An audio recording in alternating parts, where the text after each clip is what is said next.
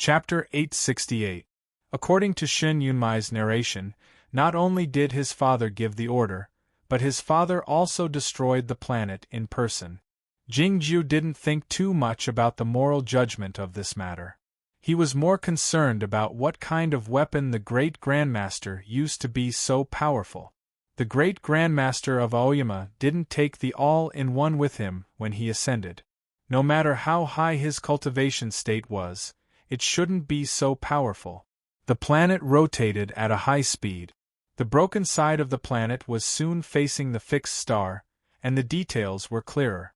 Those broken meridians were like blood vessels that had been forcibly torn apart. It was a ghastly sight. The Scorching Sun battleship and the Scorching Tail battleship slowed down and stopped in the blank area of the planetary system, blocking some rays of the fixed star. They landed on the broken side of the planet and became two tiny black spots. Jingju turned around and looked in that direction. He found that the surface of the battleships was reflecting bright rays under the illumination of the fixed star, looking like two burning flying swords. They were burning flying swords again. Jingju thought of a possibility. There was a sword method of the Aoyama sect, which Jingju had told Zhao Liu and others many times.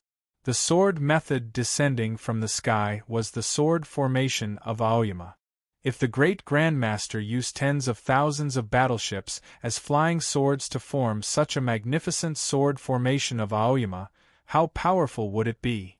Looking at the sword light in Jingju's eyes and sensing the sword wills drifting out of his body, Shen Yunmai knew that Jingju had guessed the truth, feeling a bit complicated. I've always thought that I had the highest talent in Aoyama, though I haven't been to Aoyama yet. Jingju pulled his black hair behind his back and tied it up with his fingers. I'm his son after all. It seems that those old guys have a good eye for talent. I'm just a little bit inferior to you. Jingju said, there will be someone with the surname Pring, who has a higher talent than you.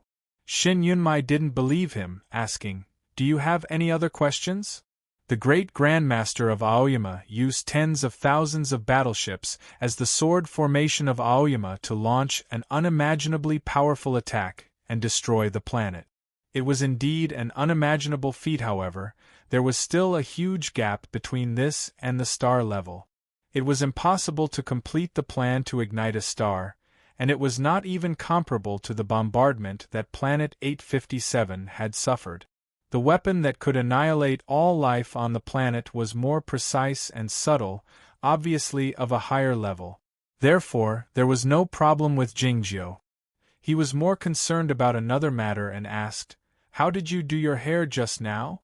The Scorching Sun battleship and the Charred Tail battleship continued heading toward the universe. As usual, Jingju stood in front of the window and looked at the countless rays in the dark universe silently. She sat in the chair and brewed tea, but her gaze fell on his black hair. Jingju's black hair was very smooth, just like the super alloy walls in the 857 ring base. Not even dust could stop on it. Things that were too perfect were hard to take care of. Most of the time, his hair was left loose, and it was rare for him to have it styled like this. The universe in front of him was like his black hair, getting darker and darker. One day, more than 100,000 stars suddenly appeared. They were the Star Core Fleet and the Star Chain Fleet. More than 100,000 battleships of various models and the observable celestial bodies were in a relatively stationary state, becoming the stars in the sky. The Scorching Sun battleship and the Scorching Tail battleship had slowed down a long time ago. They entered the fleet smoothly and turned into two stars. More than 100,000 battleships were scattered in the vast universe among more than 30 planetary systems. The permanent star of the nearest planetary system was still bright, illuminating the 13 planets belonging to it. The third planet was very lively. One could observe the mushroom clouds rising from the ocean and the torrents that looked like lightning from a long distance away. The sun of this planetary system was a yellow dwarf star with a uniform color and few storms. It was in a calm state and was named Topaz by the Astronomical Department of the Federation Committee. According to the usual practice, This planet was naturally named Topaz Number 3. It wouldn't be renamed unless a memorable battle or historical event took place here one day, or an important figure expressed his love for the planet. Topaz Number 3 had been an important administrative planet in this part of the universe. It had become a true war zone after being invaded by the Sea of Dark Matter. It was unknown whether this planet would become a bright paradise or an empty hell in a dozen years. The small battleships and various transport spaceships landed or departed from Topaz Number 3. It was a busy scene. It was rare to see such a scene even on the most important transport planet, which was the Warped Hole. This planet was similar to Planet 857, but it was much livelier. In addition to the black and white colors that represented the deathly stillness, many other colors could be seen on the surface of the planet, like the green color that represented life and the blue color that represented the ocean. The green patches were not large and were scattered all over the planet, looking like mosses. There were military bases near the green patches. The base closest to the equator had the largest surface area. It could be seen very clearly even from space. The hexagonal outline of the base looked like 6 swords extending in all directions. The hexagonal building was the isolation area and the killing area of the Blood Thumb. There were all kinds of equipment in the hexagonal building, which was responsible for disinfecting the machines and the soldiers returning from the missions. Along with the thudding sounds, a combat mecha would land on the outskirts of the base from time to time. These mechas were more or less damaged, with black stains everywhere on their surfaces. The combat mechas and other equipment had to be disinfected after they returned to the base. The most effective and fastest method of disinfection was to use high-energy light and heat. Even though the rooms were tightly shielded, one could still see the dazzling light leaking out from time to time. Looking from a distance, they looked like the illumination of a hexagonal star, looking beautiful and solemn. However, for the soldiers in the combat mechas, the long-lasting high-energy light and heat disinfection was a painful process. Even though the life support system of the mechas could provide sufficient protection, the super-intense radiation would still cause great damage to their bodies. Fortunately, the technology was advanced, and the gene modification and related drugs were very convenient to use, so the damage was not irreparable. Like the automatic cleaning workshops of the floating cars, the passage leading to the interior of the base would open after the light and heat disinfection process was finished and the dark spores were found after careful inspection. Along with the deep and low sound of an electric machine, a heavy mecha with many scars all over its body was sent out from the automatic passage. The hatch opened and a burly colonel jumped out. Due to some special reasons, Huangyu 3 still needed ground troop. Most of the combat missions were handed over to attack-type warship. Those who were qualified to go out alone were all experts of the military. Only experts of this realm could retain a certain amount of combat ability when their mechas were damaged. This burly colonel was an expert of the Star Realm. He took a sip of the hard liquor the orderly handed him and looked at the remote monitoring tower in the depths of the base. He frowned and asked, "Who's here?" There were more than 10 military officers standing below the remote monitoring tower, including the highest-ranking director of the base. Even he was not qualified to go up the tower with the colonel, so it was easy to imagine that the person who had come was definitely not an ordinary person. The orderly glanced over nervously and said, "Commander Shun and the advisor." Logically speaking, the whereabouts of such important people was top secret, but for some reason, all the combat troops on the planet now knew about it. The colonel thought about how he had been fighting on this planet for more than a year, but in the end, these important people. His expression became gloomy, and he smashed the glass in his hand onto the ground, shattering it. In the wars of the interstellar era, the warships played the most important and even the only role. Maintaining military bases on the surface of the planet and dispatching a large number of ground troops seemed to be a foolish and uneconomical move. Jingju knew the history and the specific situation of Huangyu 3, so he understood that this was a last resort. Apart from being an important administrative planet, this planet was also rich in minerals, some of which were very rare in the universe. The element sequence of this mineral was 9447, and it was temporarily named Huangyu, just like this planet. It was unknown whether it would have its own special name in the future. The element 9447 was very rare and not widely used, but it played an important role in some key technologies, and there was no substitute for it.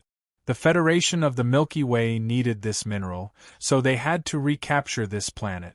To ensure the safety of the Huangyu mineral resources, the military couldn't use the fleet to bombard the planet intensively, nor could they use hundreds of thousands of nuclear bombs to blow up this planet. Even the tactical nuclear bombs with small yields had to be used cautiously. The mushroom clouds that Jingzhou saw on the battleship were blooming above the ocean, which was the same principle. Of course, the ground troops would inevitably suffer a great number of casualties, but it was a time of war, and the precious resources were indeed more important than the lives. Jingzhou had learned this heartless, cruel and even disgusting principle when he was still a young prince. He pulled back his line of sight from the distance and asked Shin Yunmai, "When will we set off?"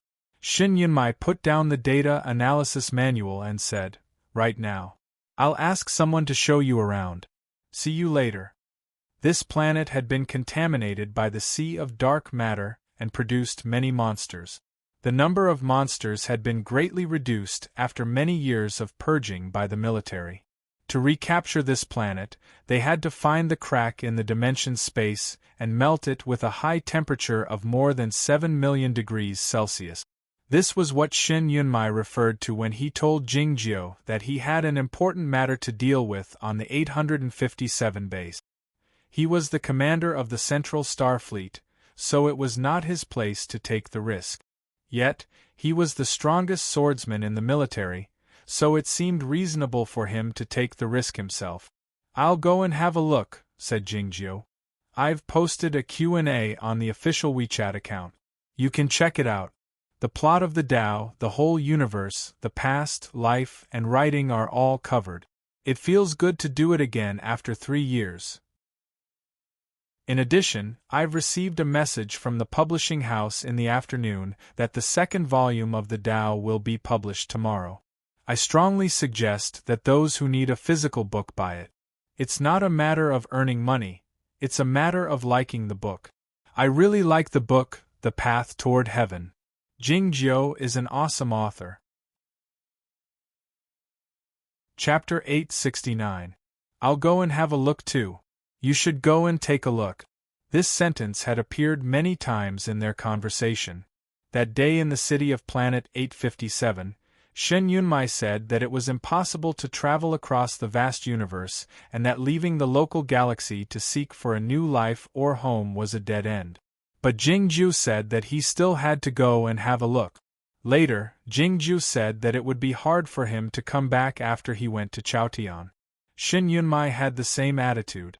This meant that the action of going to take a look was indeed very important to them, who were already standing at the peak of humanity and even some non-human beings, especially on the spiritual plane. Jingzhou's current status was that of the chief advisor, so he didn't have to worry about this war, or at least the small war on the Huangyu third planet. Yet, for some reason, he wanted to go there and have a look, at least first. Looking at Shin Yunmai's mocking eyes, he said, "I'm stronger than you." This was a very good reason. 2 beams of sword light left the monitoring station, passed through the protective barrier of a 6-star base, broke through the atmosphere, and headed into the distance. Looking at this scene, the base director under the monitoring tower frowned slightly, and the rest of the officers had complicated expressions. Unlike in Base 857, nobody tried to stop Jingzhou and Shin Yunmai from leaving. It was not because this planet was safer, but because of some complicated reasons. There's no need to mention Commander Shin. I heard that the consultant is also a inherited Night Realm martial expert. It shouldn't be difficult for him to complete the mission. It's just that we've been fighting here for 3 years, and it wasn't easy for us to control the situation.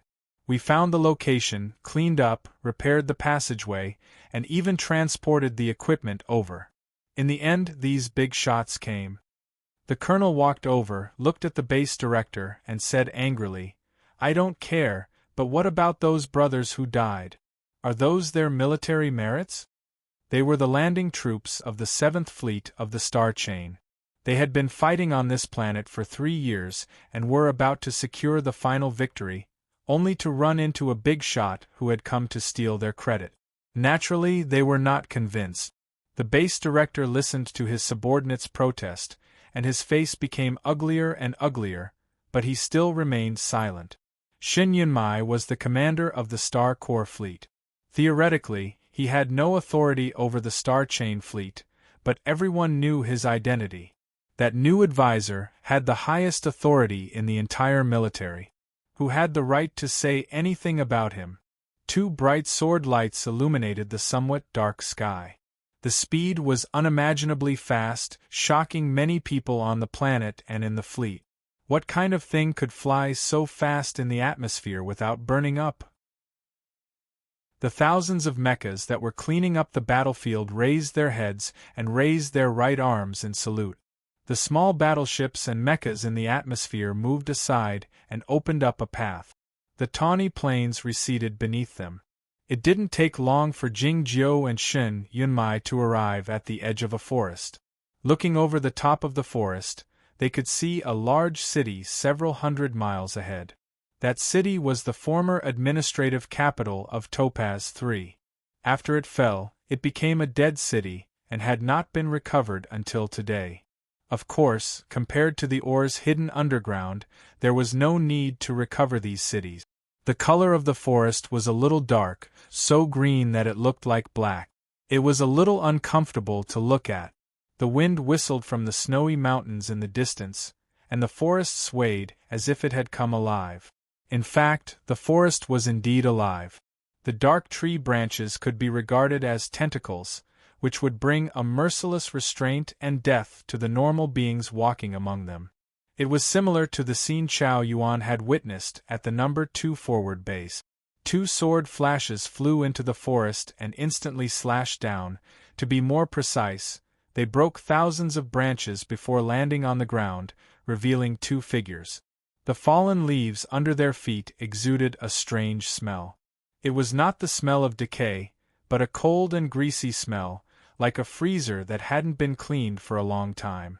No matter how meticulous the control was, it would always cause a slight tremor due to the wind.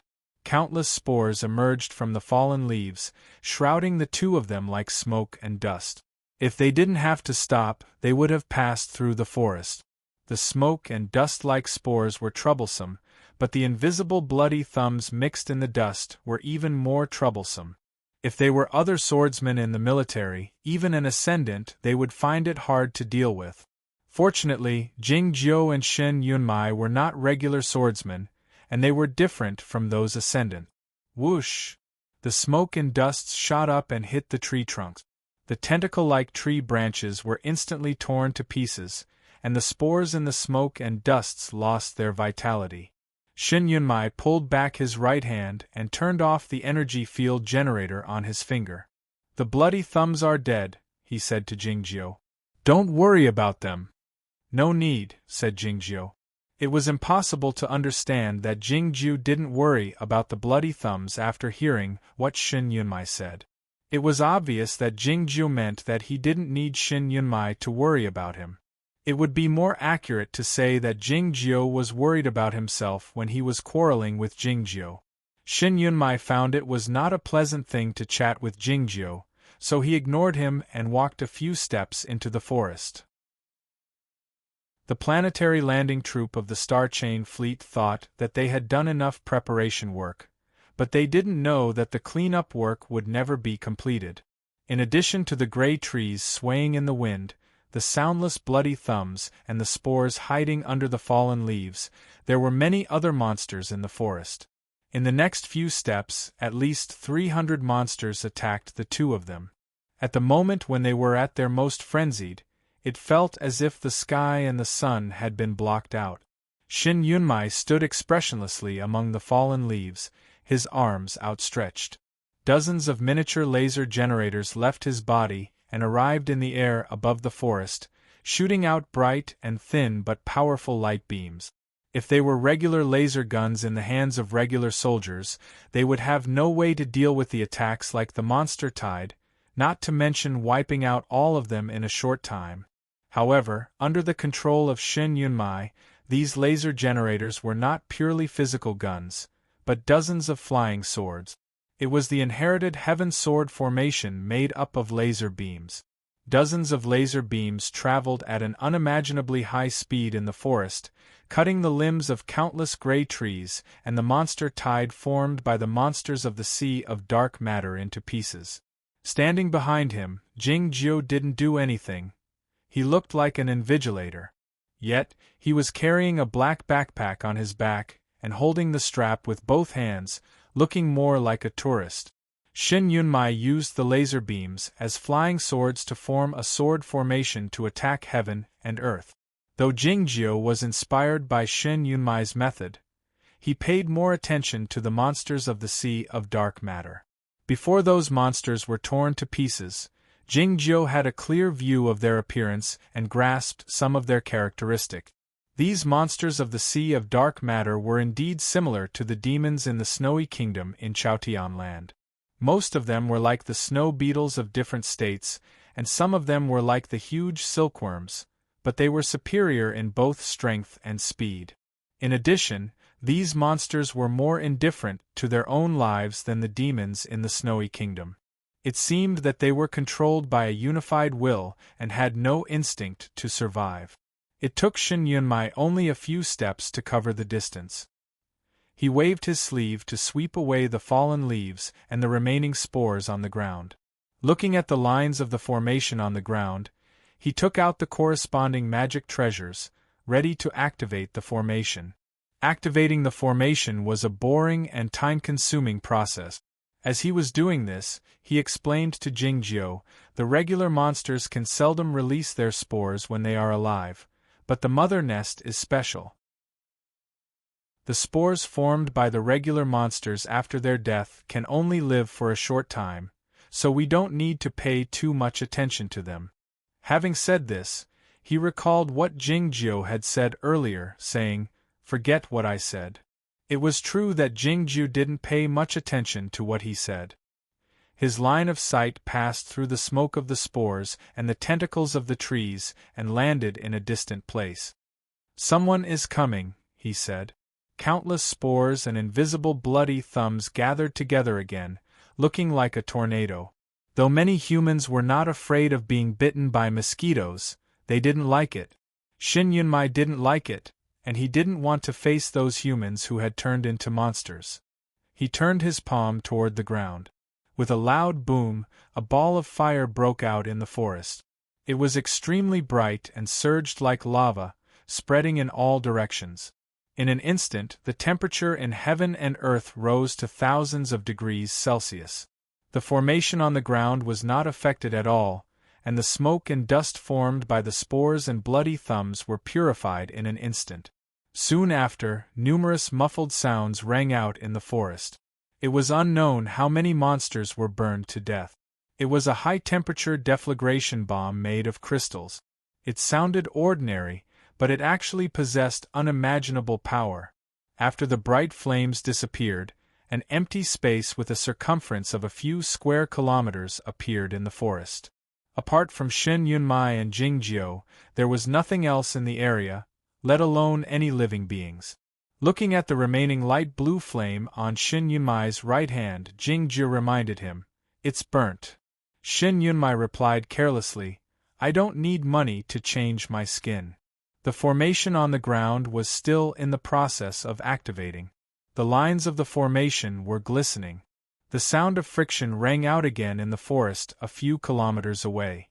Many human-shaped monsters could be vaguely seen rushing toward them at a high speed. It was a troublesome thing to be immersed in the scene. Although they knew they were monsters, they were more likely to feel scared when they rushed toward them like a tide because they looked like humans. Fortunately, they were not human beings, so they wouldn't feel scared like other human warriors. They might even be reluctant to attack them. Shen Yunmai became impatient when the formation was activated. He took out a thick tobacco and lit it with the inextinguishable flame on his right hand. Many people are looking at you at the moment. You're the future leader of the human beings, so you should seize the opportunity to show off your skills, he said. Jingjiu thought he was not an actor, so he said, "No." His answer was still as simple and boring as before. Chapter 870. All of a sudden, Shin Yunmai let out an odd smile. He reached out his left hand, which was holding a piece of tobacco, and pulled out a rope from his earlobe. The rope did not look ordinary. It was dark green in color and glowed like jade. It lengthened with the wind and twisted on its own, tying both of Shin Yunmai's hands together. Jingjiu recognized that the rope was a magic weapon made from the real root of the Penglai Divine Island. It was difficult to untie the rope unless its owner willed it. The current situation was rather tense. The formation of the passageway had not been activated yet, and those monsters were approaching at a high speed. In order to force Jingjiu to strike, Shen Yunmai tied both of his hands with a magic weapon, which seemed to be a crazy move. Jingjiu knew what kind of person Shen Yunmai was, but he found it annoying. Jingjiu shook his head and removed his hands from the strap of the backpack. It was at this moment that those substitute precursors passed through the forest and arrived at the scene. Those monsters did look like human beings. After all, they were human beings when they were alive. However, their bodies were covered with a layer of hairs that were hard to see through. Those hairs were not real, but were more like some kind of condensed energy, glowing with a faint luster. A gloomy and powerful aura exuded from their bodies. It did not feel like they were alive. They were not cold-blooded, but truly heartless and emotionless. Even their instincts to kill and wipe out lives were expressed in an indifferent way, which was more like the sense of silence in the dark universe. It was the joint action of a scientist, a philosopher, and a female priest to name the infected humans substitute precursors. They believed that these monsters were more like a surrogate program of an indifferent and objective will. Many scholars came up with many ideas. They wondered if human beings were actually the surrogates of an ultimate will. Jingjiu learned about this history and these discussions when he was studying in the base, so he did not pay much attention to it. He was more concerned about the combat abilities of these monsters. It turned out that the abilities of the living beings before they were infected had a positive correlation with the abilities of the monsters after they were infected. These substitute precursors were incredibly fast. They were as fast as lightning and possessed extraordinary strength. Moreover, they had a kind of instinctive fighting instinct. In a few seconds, over 100 substitute disciples arrived at the scene and occupied the key positions in the space, surrounding Jingjiu and Shen Yunmai. There were similar monsters in the Snow Country. Those monsters were the servants of the Snow Girl, and they were very powerful. When Zhao Leia broke through to the Sea Realm, she had a fierce battle with those monsters in the snowfield. The battle was very difficult and she had lost a lot of blood. These Dai Su were even stronger than the Snow Girl's servants. They kept moving their bodies, leaving countless shadows on the flat ground in the middle of the forest. It was as if they knew that these human warriors were good at long-range attacks, so they didn't stop for even a moment and gradually approached them. Jingjiu looked at the monsters in silence, his eyes following their high-speed movements. Suddenly, countless sword lights appeared in his eyes. It looked like a dandelion scattering in the wind against a dark background, drifting in all directions. Then, countless sword cries rang out in the open space. Hundreds of bright sword lights left his right hand and pierced through the air at an unimaginable speed. The air at the edge of the forest was torn apart. Those substitute precursors had no time to dodge or even react. They lost their ability to move and turned into ashes in the air while maintaining their inertia. More than 100 afterimages turned into more than 100 streaks of dust, and then gradually disappeared in the wind. Jingjiu withdrew his right hand and held the strap of the black backpack again. Shin Yunmai glanced at him without saying anything. The real green rope that tied his hands was untied by the wind and returned to his earrings. Apart from Shin Yunmai, many people witnessed the scene. This silent and artistic scene, which was devoid of any bloody or powerful force, was displayed on countless light screens. Those light screens were on the battleships, the bases, and the mechas. The captains of the two fleets, the experts in the bases and the mechas, and the ordinary soldiers were all watching the scene on the light screens. Like Shin Yunmai, they didn't say anything. Shin Yunmai didn't want to say anything, but they were so shocked that they couldn't utter a word. These soldiers were well aware of how terrifying those substitute precursors were. Yet, they were killed without a sound. Was that youngster in a blue hoodie and carrying a black backpack the real monster? No, the word monster was not enough to describe him. He should be a devil. The captains and senior officers who knew his identity were silent, but they couldn't feel any resentment. Do you think people like the advisor and Commander Shin need to snatch the credit? The director of the 6-star base looked at the tall and sturdy major and asked expressionlessly, "Do you think the so-called military credit is meaningful to people like them?" The major remained silent for a while before saying, "Why didn't they take action earlier? Do they think the war on this planet is meaningless? Do they think the deaths of so many people in the past 3 years are meaningless?" The ghastly sword will lingered in the air and was carried to the battlefield by the wind. Shin Yunmai took a step forward. The decaying leaves scattered on their own. The formation was completed. Along with a loud rumble, a thick super-alloy door was opened, revealing a dark and gloomy passageway. It took Tsing-ju 30 days to set up this formation. Even though we used his formation decrypting method and talisman weapons, it was still quite troublesome and time-consuming to dismantle it. Isn't there a passageway leading to the underworld at the end of the 1,000-mile wind corridor? But those scholars used a mountain to suppress it, didn't they? Yes. This formation is used to suppress the passageway. When the crack in the dimensional space was discovered on this planet, Tsing-ju brought the fleet here and set up this formation at the risk of being contaminated. This formation slowed down the expansion of the crack in the dimensional space by 30,000 times. That's why this planet has survived until today, and it seems that it is possible to recover it. All this happened 9 years ago. They didn't have time to chat at the moment. These conversations took place while they were traveling through the long passageway of the formation. At the beginning of the introduction, they had just left the forest. In the end, it was something that happened 9 years ago. They came to a place deep underground in the administrative capital and stood in front of the dimensional rift. This was the first time Jingjiu had seen the crack in the dimensional space with his own eyes, and he found it was quite different from what he had seen in the images. Any change in the images would result in the loss of information, so it was impossible to display the unique unreal feeling of the crack in the dimensional space. The crack in the dimensional space was transparent, but it had a clear boundary, like a glass wall without any thickness. Looking at this transparent wall, Jingjiu recalled the barrier set up by the previous swordsman of Zhongzhou School at the bottom of the Fallen Soul Valley. That boundless huge transparent wall separated Chaotian and the underworld.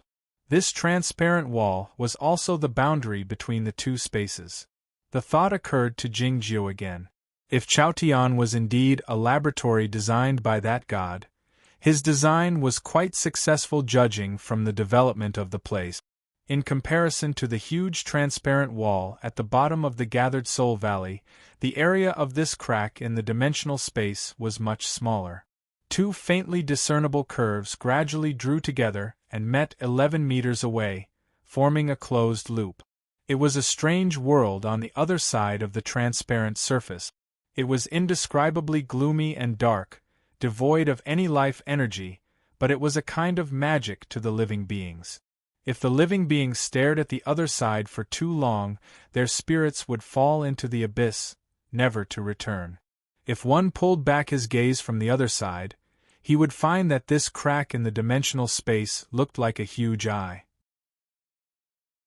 The two curved lines converged very smoothly, so this eye appeared very beautiful, even a little charming, but it made people tremble with fear.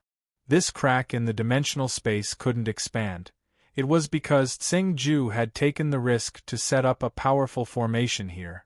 Many smooth flat plates were embedded in the surrounding rock walls.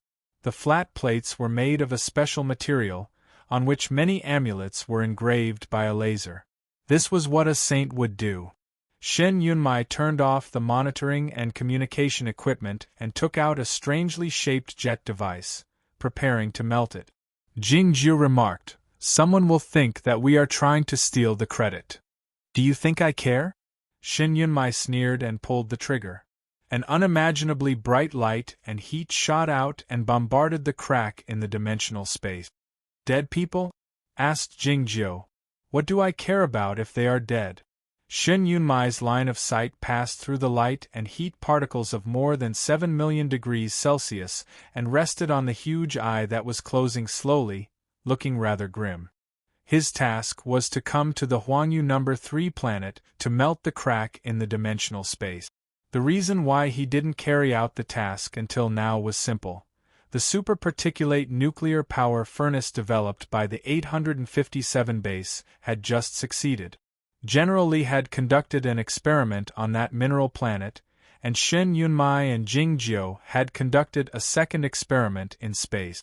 Today was the first time that the furnace had been put into use. Looking at this young playboy, who enjoyed a high status in the Federation of the Milky Way, Jingjiu made a rare witty remark after some thought. "You look like an electric welder." Chapter 871. It was not because he looked down on Jian Shilai that the superparticulate nuclear power furnace was used for the first time. It was because the main purpose of developing the superparticulate nuclear power furnace was to melt the cracks in the space. The super swordsman could rely on the battleships to travel a long distance in the universe, so it was not necessary for them to do so, at least not under the current circumstances. However, the humans had to find a way to deal with the cracks in the space in the second dimension, in order to melt the cracks in the space in the shortest time and at the lowest cost. If the superparticulate nuclear power furnace had been successfully developed when the cracks in the space first appeared in the No. 2 forward base, the battleships of the Federation wouldn't have needed to launch those nuclear bombs, and Chao Yuan wouldn't have been wounded to protect the populace, and he wouldn't have had to fight the immortal Qi Song. All Shen Yunmai had to do was carry the nuclear power furnace and come here as an electric welder. Similarly, Tsing-ju didn't have to bear the responsibility of a saint on the Huangyu No. 3 planet 9 years ago, and he didn't have to take the risk of setting up the formation. The military didn't have to sacrifice so many people to protect the precious minerals on this planet. It was true that Shen Yunmai had to do this work, and it looked like he was the only one who could do it. Even though he was much younger 9 years ago, he was the only one who could do it. He was one of the strongest humans in the highest cultivation state. His body had been modified many times since he was a child, so he could withstand the violent energy overflowing from the nuclear fusion. After his arms were crippled by Jingjiu in the building of the military headquarters, he had done a complete modification, and he had upgraded the technology a few days ago. All the modifications were for the purpose of doing this work. This work was equivalent to controlling a small sun accurately and making it output energy stably, operating on the level of super tiny particles, and welding the cracks in the space in the space. It was literally welding. Those advanced automatic machines, the biochemical humans, and the ascendants tempered by the fairy energy couldn't do this work. General Li had said this to Jian Shilai, and Shen Yunmai had said the same thing to Jingjiu. The cultivation practitioners in Chaotian had no idea what kind of power the integration of the two civilizations would have. This was the proof. Even though the two civilizations had integrated, it was still difficult to merge the crack and separate the two worlds. The nuclear furnace, whose output was beyond the limits, the operations at the super-microscopic level, the terrifyingly high temperature of more than 7 million degrees, the spluttering particles of light and heat, and the possible partial collapse of the space were all threatening Shin Yunmai's life. The risk he was taking now was almost the same as when Tsing-ju was setting up the formation.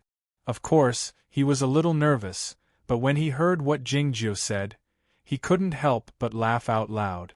"You look like a welder." Shin Yunmai couldn't remember when he had heard such a sentence. It might have been when he was very young, but he was sure that he had heard it before. When he heard those words when he was young, he laughed out loud while he was crying. Then, he cried even louder. That sentence was so humorous, yet so sorrowful. It was filled with endless powerlessness and despair. Today, he heard a similar sentence again, and the more he thought about it, the more he found it amusing. His laughter grew louder and louder, and even his whole body began to tremble. He was as beautiful as a flower, but his hands were as steady and unmoving as rocks that were billions of years old. The blazing torrent formed by high-speed light particles bombarded the transparent space cracks non-stop, moving slowly and precisely like a sculpture. "Do you know why I installed a trigger on this damn dangerous thing? It's because I heard a story when I was young. In the story, there was a strong man who liked to use a machine gun called Darren. It sounded very exciting. Of course, I'm F***king afraid that people will think that I'm welding," Shin Yunmai said while laughing. Jingju said seriously, "I've seen workers welding when I climbed up from the underground of the Stargate. It's really similar." Shin Yunmai laughed so hard that he couldn't catch his breath. "Why are you standing in such a dangerous place if you don't do anything? What does it look like? Are you an idiot?" Last time when he was experimenting with the nuclear power furnace, he told Jingjiu to be careful when controlling it with his consciousness and not to overshoot it. Otherwise, Jingjiu wouldn't be able to bear it, even if he had a special body. Today, his nuclear power furnace had been overshooting for a long time. There was a self-detonation line in the control system of the nuclear power furnace, which was a design requested by General Li. It was to ensure that the ascendants using the nuclear power furnace would be killed in a short time, the moment they were infected by the darkness. Shin Yunmai could see clearly in his consciousness that the self-detonation line was getting closer and closer. By then, he and Jingjiu would be killed without being activated. "I'm the supervisor," said Jingjiu in a serious tone. His expression hadn't changed for 10,000 years. It was not as cold as the glacier, but like the surface of the lake. The more serious he was, the more amusing he looked, and also a bit adorable. This was of course not the true answer. The reason he stayed here was because he was interested in the matter and wanted to take a look at the sea of dark matter. And he could take over when Shin Yunmai couldn't bear it anymore. It was well known that he had a nuclear power furnace in his black backpack. Of course, the premise was that he believed that nothing would happen to him. Shin Yunmai was well aware of all this, and he knew why Jingjiu talked so much that day and behaved so humorously, but he was unwilling to accept his good intention. "Why?" Jingjiu said, "You've always considered yourself a disciple of Aoyama. So what?" pressed Shin Yunmai. "I'm the sect master," said Jingjiu. "You know who I am," said Shin Yunmai in a mocking tone. "So what?" Jingjiu pressed. Shin Yunmai got angry and exclaimed, "You're the sect master who came later. How can you control the people who came before you?" He was the son and personal disciple of the Grand Master of Aoyama, so he was many generations older than Jingjiu in terms of seniority.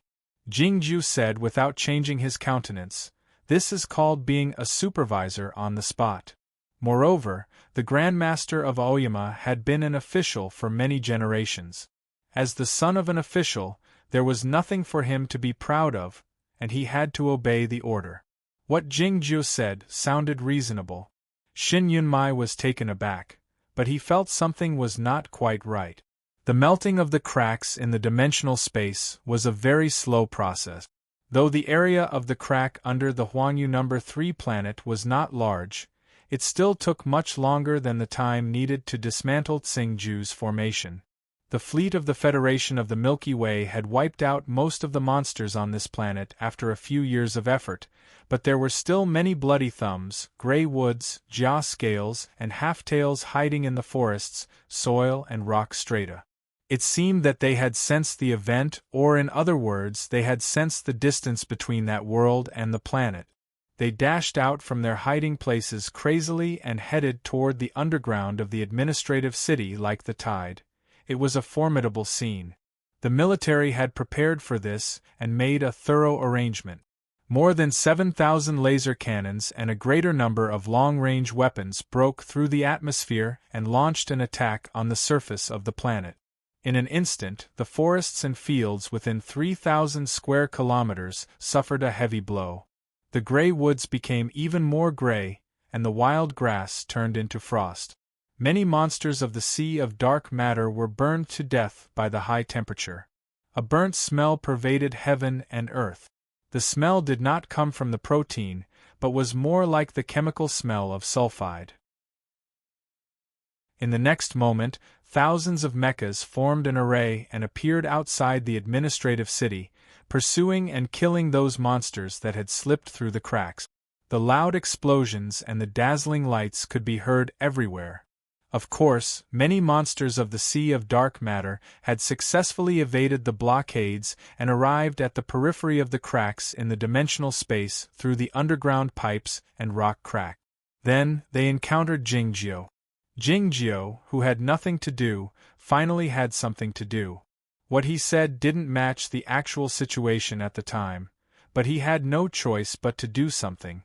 Hundreds of sword lights shot out noiselessly, passing through the soil, bypassing the rock strata and the amulet paper in the passageways. They landed on the vital spots of those monsters, creating a sword fire. The sword lights didn't travel at an alarming speed, nor did they have a tremendous momentum. Though they were not as numerous as the rainstorm, they were very accurate, giving off a strange feeling of frugality. Sensing the death of those jaw scales, half-tails, and a few remaining precursors, Jingjiu had the same idea again. If Chaotian was a laboratory, that god would have succeeded in his experiments. The human cultivation practitioners who had participated in the plum meeting had killed many monsters in the snowland. If they could ascend, they wouldn't feel scared when they saw these monsters, at least not because they were unfamiliar to them. And they should have mastered some more effective methods to kill these monsters. It was just like Jingjiu. In a short time, those monsters had all turned to dust, becoming the fuel for the sword fires. There were at least a few thousand sword fires burning in the dark underground. The gloomy flames reminded the observers of the ghost fires in the novels. No more monsters appeared. It was quiet in the underground, save for the sound of the torrents of light and heat bombarding the cracks in the space. The sound was like a sizzling sound. It sounded like something was burning, but it was not a real burning. After a long while, the sound had finally vanished. A lock of hair on Shin Yunmai's forehead suddenly drooped down, looking like a dewy leaf. He looked a bit tired, but he was still full of energy because he was delighted. The space crack on Huangyu No. 3 had been completely melted. It was quiet. Shin Yunmai put down his hands slowly. Looking at the barrier that was still transparent but felt different from before, he remained silent. Jingjiu walked to his side and followed Shin Yunmai's line of sight to look in that direction. Shin Yunmai asked, "Is this how you felt when you saw the abyss at the bottom of the fiend prison?" "This is the real abyss," said Jingjiu. Chapter 872. The space barrier at the bottom of the fiend prison and the space barrier at the bottom of the Gathered Soul Valley were as transparent as this space crack. One could see the abyss after passing through the transparent wall. When one looked at the abyss didn't actually look at one. It was merely there. The abyss that Jingjiu had seen back then was the empty space between the human world and the underworld. He knew what was on the other side, so he didn't feel scared. He didn't feel scared of those life forms that had been contaminated by the sea of dark matter, not even the mother nest that he had encountered. It was the other side of the universe, or even the truth of the universe, that made him feel uneasy. Shin Yunmai said, "You can think of it as the real abyss, but I think it's more like a well or an undercurrent of the sea of dark matter leading to the main universe." Jingjiu had learned a great deal about the sea of dark matter after studying on the 857 base for 9 days, so he knew what Shin Yunmai meant. The human civilization had predicted the existence of the dark matter since the distant ancient times, but they hadn't discovered it yet. It wasn't until more than 100,000 years ago that the space cracks appeared in the universe and the humans saw the patch of ocean through their eyes. The space cracks appeared in various ways. They seemed to have no regular pattern and were more like random behaviors. However, after analyzing the data of a great number of cases, the humans came to a bewildering conclusion that the space cracks appeared as a result of the human activities. As the humans used the gravitational field and the spaceships in the curvature drive to travel more and more warped voids, the frequency of the space cracks increased. According to the calculations and deductions of the scientists, the phenomenon was probably caused by the gravitational field and the spaceships in the curvature drive. It was easier to understand why the space cracks appeared as a result of the warped void. In order to reduce the occurrence of the space cracks, the distant ancient civilization and the current Federation of the Milky Way imposed many restrictions on the activities of the humans, such as the control of the density of the spaceships, the permission to travel through the warped voids, and the strict control of the devices that generated the gravitational field. Through these efforts, the frequency of the space cracks had decreased, but they still couldn't disappear completely. It was because the humans had to survive and develop in the universe, so they couldn't lock their own civilization. After the super-large gravitational lens was distributed over the vast star area, the Federation of the Milky Way could manage to monitor many important star areas in real time. As soon as they found the space cracks, they would send a fleet to melt them.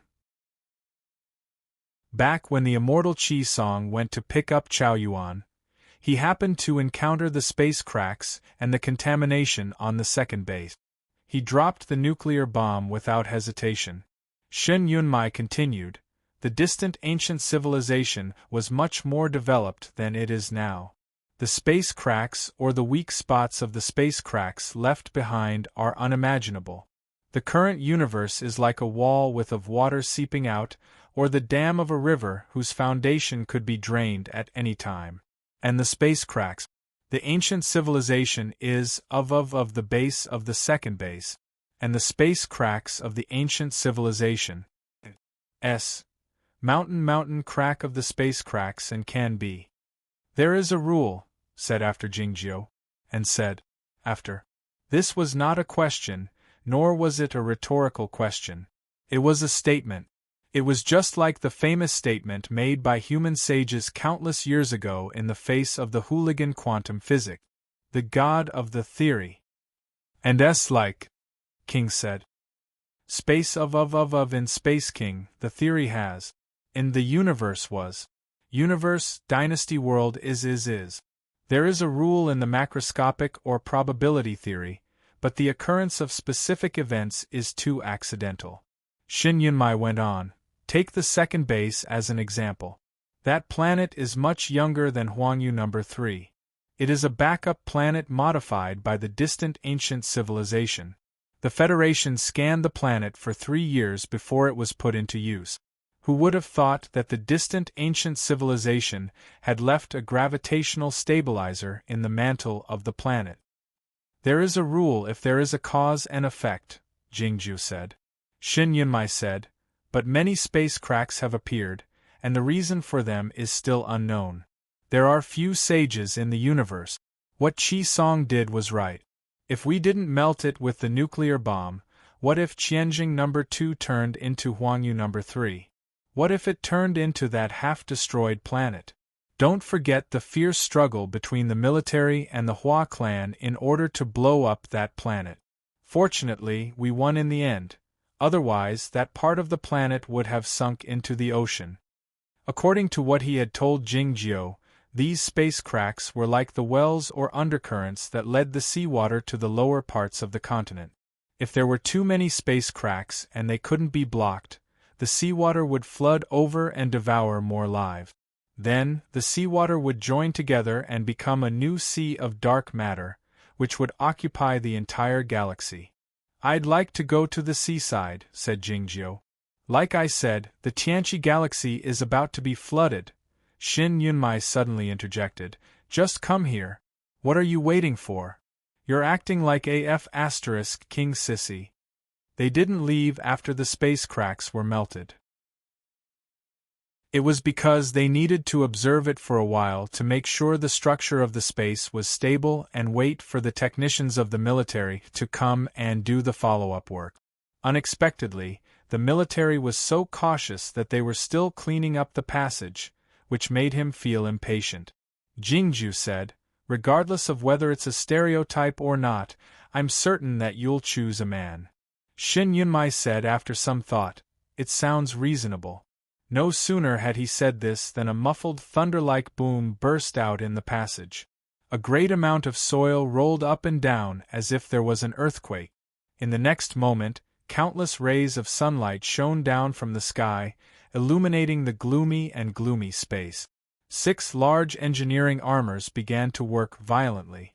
It took them only a short time to dig deep into the ground. The engineers of the military, who were equipped with the combat armors, flew down from the ground and started to install the equipment and monitor the space data. They seemed to be very busy.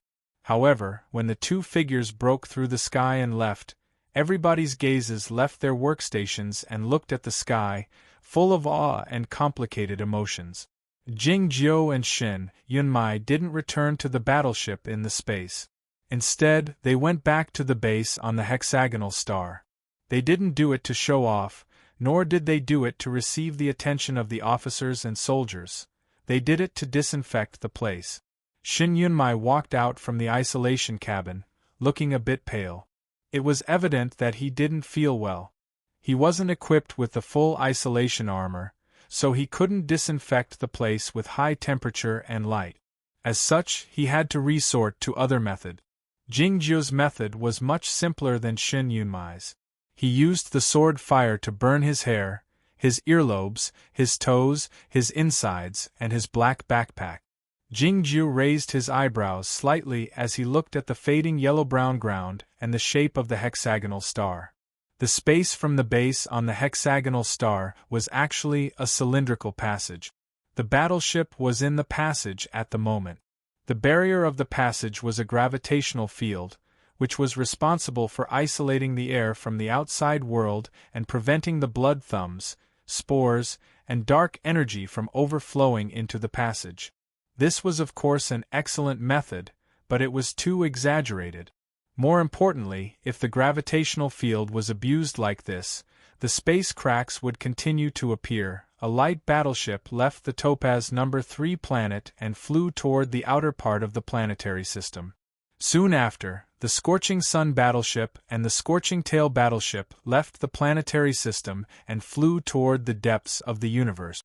The whole process was soundless and inconspicuous.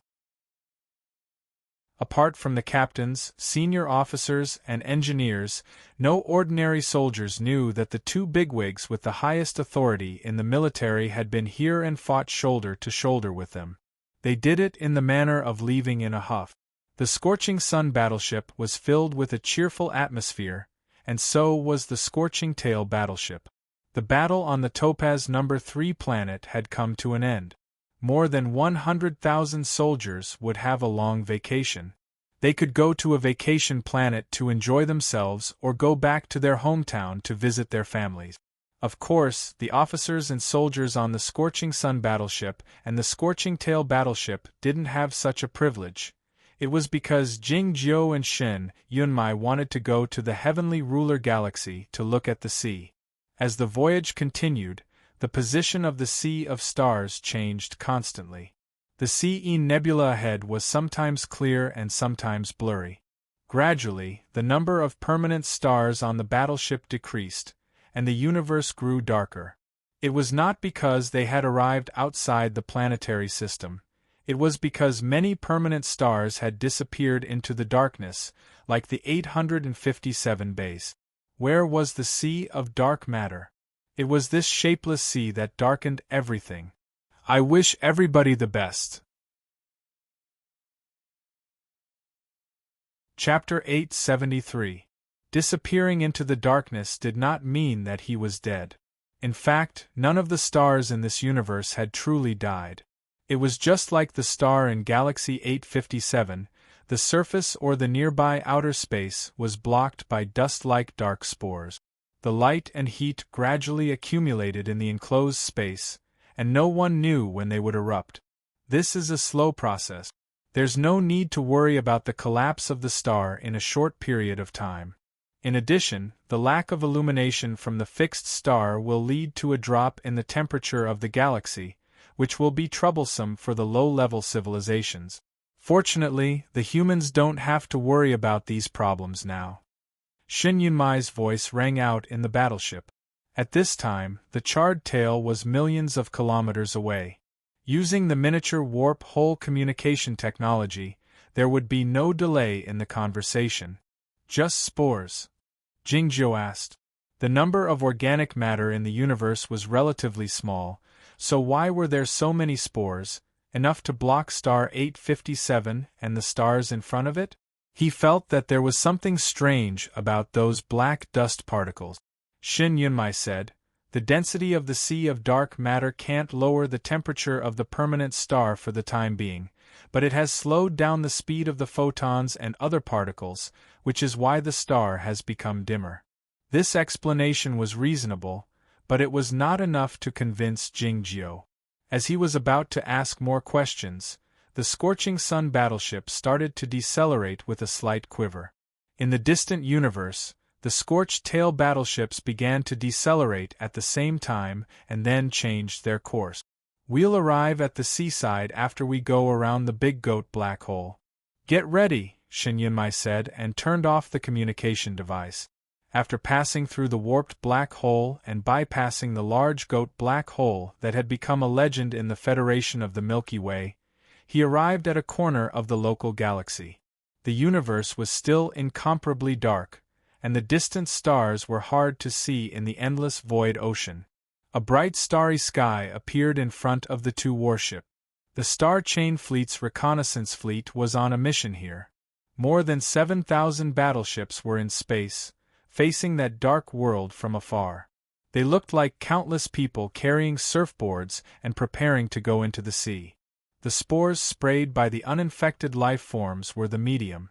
The spreading speed of the sea of dark matter was extremely slow compared to the speed of the celestial bodies in the universe, and there were no waves.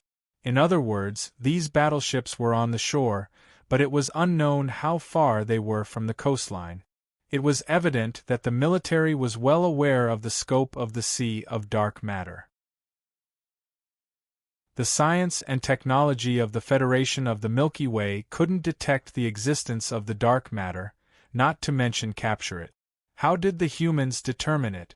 An invisible light curtain hung down from the floor-to-ceiling window and quickly thickened, forming an extremely complicated three-dimensional star map. The dim spots were the permanent stars, the densely packed bright spots were the battleships, and the dark space was the sea of dark matter. Jingjiu looked at the star map in silence. He was not bothered by this question because he already knew the answer when he was at the base. The humans couldn't observe the dark matter, so they had no way of knowing where the boundary of the sea of dark matter was, but they could observe it indirectly through the infected beings.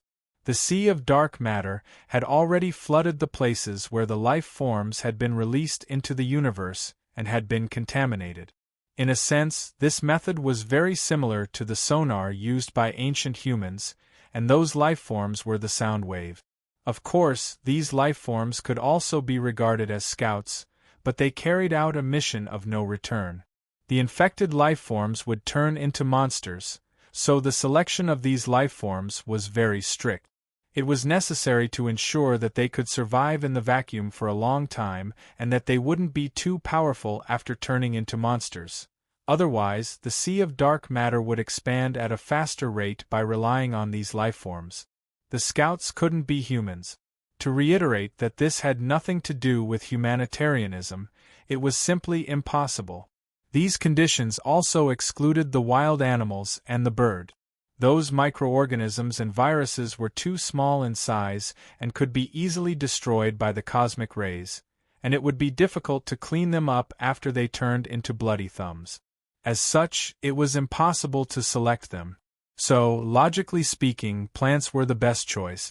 The early experiments of the humans proved that the living plants could survive in the universe for a while, and the mosses and some algae could survive for a longer time. However, the plants needed a longer time to be infected by the sea of dark matter, which didn't meet the requirements of the scouts. The dead organic matter, like the fat, could also be infected by the sea of dark matter, which was not a threat to the humans, but they had a similar problem to the plants, which was that it was difficult to observe the changes in a short time. By the time the humans discovered that the plants were infected, the sea of dark matter would have already surrounded the battleship. In order to find the most suitable scouts for exploring the boundary of the sea of dark matter, the scientists of the past generations and the populace had come up with many plans with their imaginations. Some of the plans were extremely peculiar and had no origin, like the Escherichia coli. Some of the plans sounded reasonable but were actually based on stereotypes like the white mice, and some of the plans were indeed practical, like the maggots, but they failed in the experiment. Even the maggots with the strongest vitality couldn't withstand the transition between low temperature and high temperature. In the end, the humans were forced to choose a life form that most of the humans hated and didn't want to deal with: the cockroach. It was the cockroach.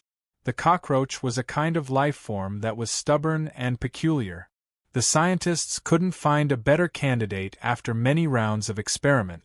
In the end, the military chose the cockroach, which was native to a certain planet, as the scouts. Unfortunately, the image of the cockroach didn't improve even though the cockroach was officially recognized and played a more important role in the history of the humans than in the past tens of thousands of years. Even the officers and soldiers of the interplanetary fleet didn't want to mention this comrade. The cockroach was sent to the scouting battleships to release the cockroach, which became the most severe punishment in the military discipline. The sea of dark matter expanded smoothly, so there was no need to worry that a passage would suddenly appear on the inside. As such, the humans didn't need to release too many cockroaches to complete the demarcation work. According to the standard of the third level of defense, one cockroach would be released every 10,000 kilometers. In this patch of the universe, 7,000 battleships would release 700 billion cockroaches. It sounded like a lot, but it was actually not a lot. The cockroach had a strong reproductive ability, so it could be supplied easily and continuously. Thank God. The real problem was that a microchip had to be implanted in the bodies of each cockroach so that it could be controlled, observed, and eventually destroyed. They had to thank the young woman in the bathrobe by the hot spring. She was good at this kind of work, and it took her only a short time to solve the problem. If 700 billion cockroaches appeared at the same time, it would be the most violent and densely packed bug rain in the world. Fortunately, the infinite space had reduced the possibility of this happening. In the universe, these bugs were the tiniest speck. The people on the battleships couldn't see them except for the remote monitoring devices. Jingjiu gazed at the deep part of the universe through the floor-to-ceiling window. A dim flame suddenly flashed in the deep end of his eyes. A cockroach encountered the sea of dark matter and was soon infected, and the microchip self-detonated. Nobody cared about the death of a bug, but the death of this bug was like the explosion of a nuclear bomb with the highest yield in the universe, the invisible shock waves spreading in all directions. 7,000 battleships retreated at the same time, like the tourists retreating to the seaside after being frightened by the tide. The retreating battleships maintained a relatively steady speed, resembling the leaves drifting in the breeze. The officers and soldiers on the battleships were used to this process. They didn't feel nervous, instead, they felt excited. Most of the monitoring devices were aimed at the spot where the bug was buried, and the gazes of tens of millions of people were also fixed on that spot. There was an ordinary galaxy in that space. It was so ordinary that this galaxy had its own name, the Long Ruler Galaxy, after the Science Academy deduced the time when it would be submerged a few years ago. The galaxy was growing dimmer, and the color of the permanent star was also growing fainter and fainter. The officers and soldiers of the Star Chain fleet had been sailing and living in the universe all year round and had seen many magnificent scenes in the universe, but few of them had seen the scene of a permanent star being swallowed by the sea of dark matter. The communication system of the whole fleet grew quiet. The scientists from the Science Academy of the Federation and various research institutes were preparing to collect the data nervously. Tens of millions of officers and soldiers were waiting for the final moment with a complicated emotion. After a long while, the permanent star had completely dimmed. It was not because it had stopped emitting light, nor was it because of the spores. It was because the peculiar existence in the sea of dark matter had blocked the light. More than 7,000 battleships were as quiet as the tourists who were shocked by the ocean, as if countless sighs that couldn't be heard were breaking out. It was then that a sigh broke out in the communications system of the fleet. Countless surveillance devices were aimed at a spot in the universe. Tens of millions of officers and soldiers were also looking at that spot. Though they couldn't see that spot, they knew who was there. The Scorching Sun battleship and the Scorching Tail battleship faced the sea of dark matter. Two people were standing in the space where the extension lines of the battleships intersected. If there is a creator, the cockroach must be his greatest creation. Looking at the distant sea of dark matter, Shen Yunmai went on, "Though the water bear is my favorite, it's too small to be observed and controlled from a distance." "It's the humans," said Jingjiu. Shen Yunmai thought about it and found what Jingjiu said was sensible. The humans had encountered many disasters since their birth, including floods, earthquakes, wars and viruses, but they still managed to survive. This kind of civilization had an unimaginable tenacity. Every time they were on the verge of destruction, they would be reborn from the ashes. The distant ancient civilization was the new product of a catastrophe. Back when the sea of dark matter was on the verge of swallowing everything, that god had ignited countless permanent stars. The local galaxy was swept away by an energy storm. The traces of radiation that could still be observed proved how dreadful that storm was. These hundreds of backup planets, including the Stargate, the number 2 forward base, and the Topaz number 3 planet, were not within the range of the permanent stars, but they were still affected by the energy storm. The people hiding in the underground of these planets and those in the fleet had all died. Who could have expected that the humans could appear again? Apart from the role played by that god, it was undeniable that the humans were as tenacious as the cockroach. Now, countless stars were disappearing, but humans were still alive. They could still look at these things as if they were scenery. Shin Yunmai flicked his finger and a wine ball came out from the teapot. He opened his mouth and bit off half of it. Looking at the disappearing permanent stars, he remarked, "It's really beautiful." Jingju uttered Some readers have said that cockroaches and cockroaches are not the same thing. As a senior researcher, I have to say that they are in fact the same thing. My friend, I'd like to know more about the new recovery fluid. My family has been preparing it since a few years ago. I recommend it. Chapter 874. Shin Yunmai had learned how to praise. Jingjiu had learned how to agree. They thought other things looked good to them. These three conditions were all very rare. The officers and soldiers on thousands of battleships heard the brief conversation, feeling somewhat startled, bewildered, and bewildered. That galaxy had been swallowed by the sea of dark matter, and there was nothing but the endless dark void there, looking like a piece of black paper that couldn't see through the light. What was so beautiful about it? Were the two young leaders with the highest authority in the military mad? It was because they didn't understand that for people like Jing Jiu and Shen Yunmai, nothing in the world was more beautiful than the birth and disappearance of a civilization or a world. That permanent star might have existed in the universe for more than 10 billion years, but it had disappeared in the sea of dark matter.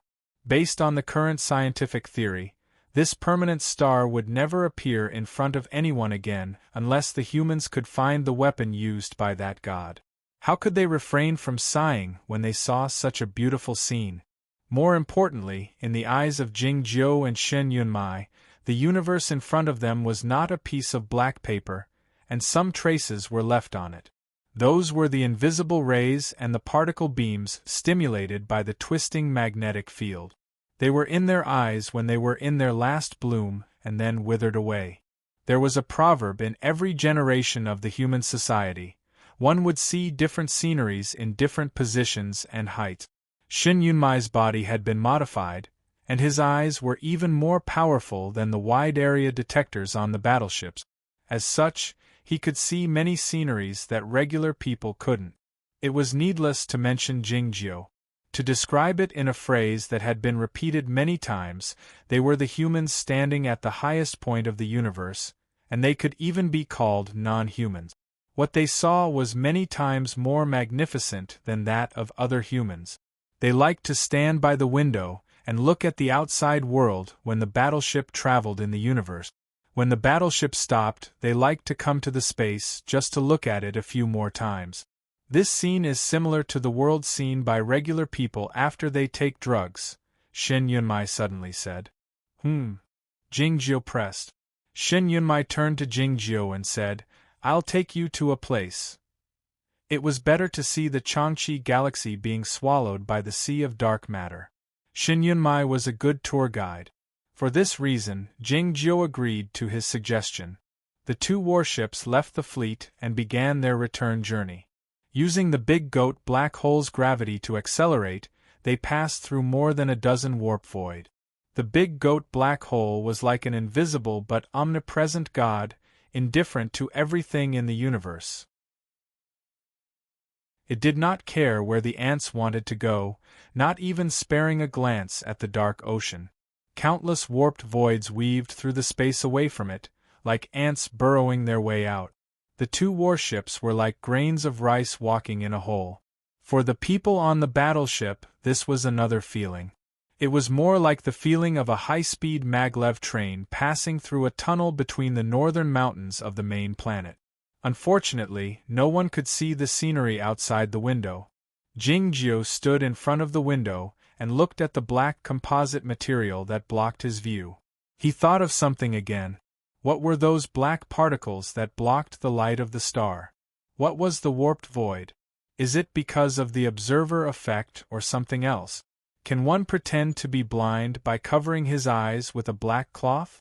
If he didn't wear the space armor and entered the warped void with his eyes closed and his senses shielded, would he be able to complete the journey in the universe of the local galaxy? Wasn't this kind of idea a rascal? In fact, I've always thought that the name space of dimension is not correct. It's possible that the other side is the real main space. She took down the iron kettle from the stove and poured a cup of green tea into the teacup. Jingjiu understood what she meant. The other side was the world of dark matter.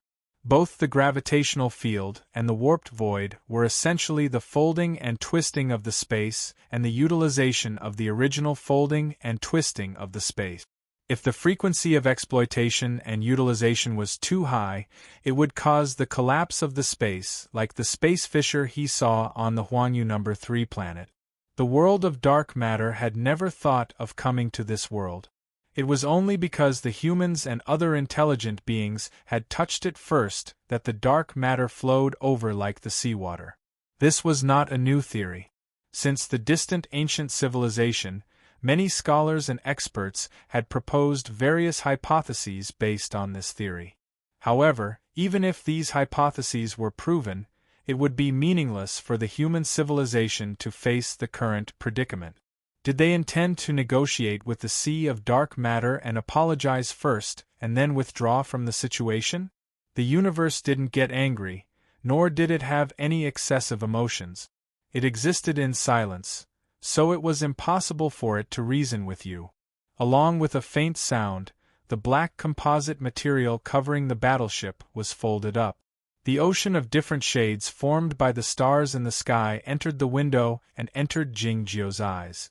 There was a black round area in the ocean. It was deathly still and devoid of any commotion, looking like a graveyard. But what could they do about it? The humans would have to survive eventually. The space fissure on the Huangyu No. 3 planet had been eroded, and the monsters on the planet had been wiped out. The minerals of rare elements had been transported to various places in the Federation of the Milky Way. It was undoubtedly the greatest victory the humans had achieved in the war against the Sea of Dark Matter in the last 5 years. The rewards were soon distributed to the participating troop. The team that developed the nuclear power furnace at the 857 Research Institute received a high honor and a rare opportunity to take a vacation. Shin Yunmai returned to the base and got a new nuclear power furnace. He left the parameters and brought the professors and scholars who were on vacation with him. The Scorching Sun battleship and the Scorching Tail battleship set off again, heading toward the turbid galaxy. The permanent star had a distant high-mass companion star, which had a tail as long as 90,000 light-years. Seen from a distance, it looked like a murky light flowing, which was why it had such a special name. Such a permanent star was usually not in a stable state, and it was rare to find a planet suitable for human habitation in the galaxy. It was interesting that the humans found a planet on the opposite side of the high-mass companion star. The environment on the planet was very good, and it could be habitable only after a few modifications. In fact, this planet was a reserve planet that the distant ancient civilization had modified on the edge of the galaxy. Of course, the premise was that the permanent star was in the most peaceful period, which could last at least a few 100,000 years. The two battleships circled to the back of the permanent star on purpose, letting Jingjiu, Hua Shi and the professors and scholars of the 857 base have a look at the light flowing there. It was indeed a magnificent and even magical scene visible to the naked eye in the universe. After sighing with emotion, the professors and scholars started to make physical calculations in their minds out of habit. Shin Yunmai ordered the military officers to send the professors to the holiday star as soon as possible.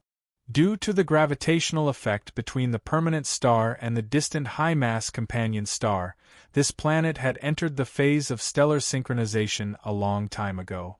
The so-called stellar synchronization meant that this planet stopped rotating, or it could be understood as one revolution of the planet in a fixed star year.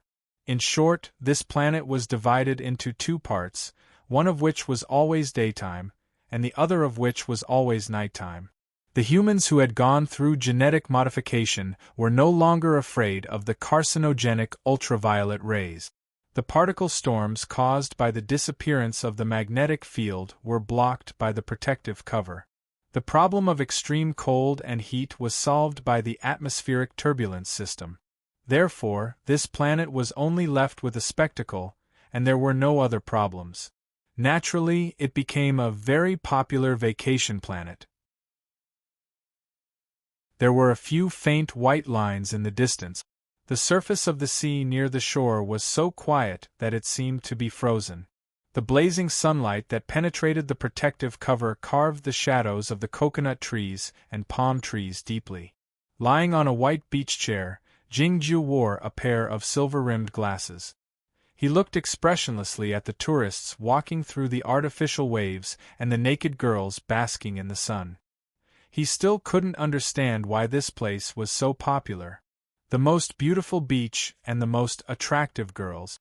As long as you are willing, you can stay here and enjoy the scenery. The sun is shining brightly without any darkness. Similarly, if you are willing, you can go to the midnight ball and enter the best casino. You can enjoy the most secretive and shameful entertainment. You won't feel like you are in broad daylight. People of the arts like the sunrise and sunset. You can go back and forth on the boundary line.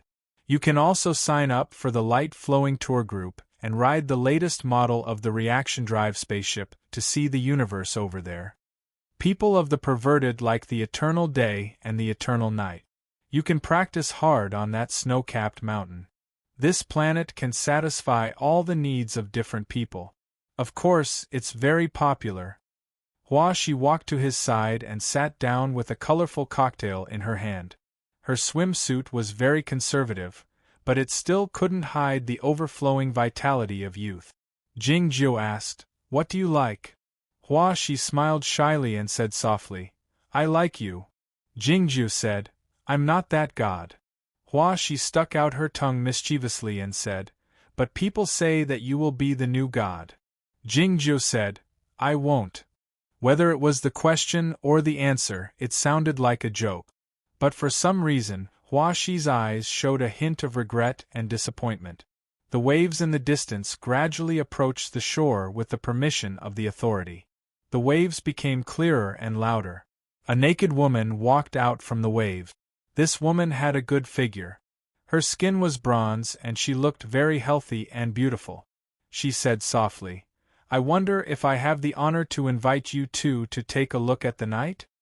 She held the cocktail in her hand and looked at the white line in the distant sea. She ignored her. Jingjiu naturally ignored her as well. The scene was a little awkward.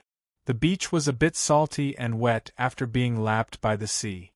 Shin Yunmai poked his head out from the sand and spat a few times. When he saw the woman, he asked, "Have you prepared the things I want?" "They are waiting for you in the hotel," the woman said softly. Chapter 875. Jingjiu did not like watching TV, watching movies, playing games, or traveling. The traveling mentioned here referred to the activities that ordinary people often did, such as sunbathing, admiring beauties, climbing famous mountains and rivers, and setting off lanterns by the river. It did not include the activities such as the star being devoured or the civilization being destroyed. Since he was already here, he did not mind being a tourist. Therefore, he did not refuse Shin Yunmai's invitation to go to midnight ball with him. "I'm not going," Shi said with a bit of displeasure. Jingjiu thought that according to common sense or science fiction, shouldn't she like to participate in these activities? Shi felt that she was innocent and shouted, "I'm still a child." Her small face was slightly round with baby fat, and her eyes and eyebrows were still childish. Her body wrapped in the swimsuit was quite cute. She was a beautiful little girl. It was true that the entertainment activities in Midnight Ball were not suitable for children. Even experienced adults would not be able to accept them. However, she was not a child at all. Jingjiu felt that this problem was a bit complicated, so he followed Shin Yunmai and the tall woman to the sea without thinking too much. The sea water parted without any wind, like glass being cut into two halves, forming a passage. The scene looked quite magical, just like some sayings in ancient religions. At the end of the passage, which was paved with slightly wet sand, was a streamlined aircraft. Judging from the structure and shape of the engine, it should be an amphibious aircraft that could move forward in the sea. The resistance of the seawater was many times stronger than that of the air, not to mention the resistance of traveling in space.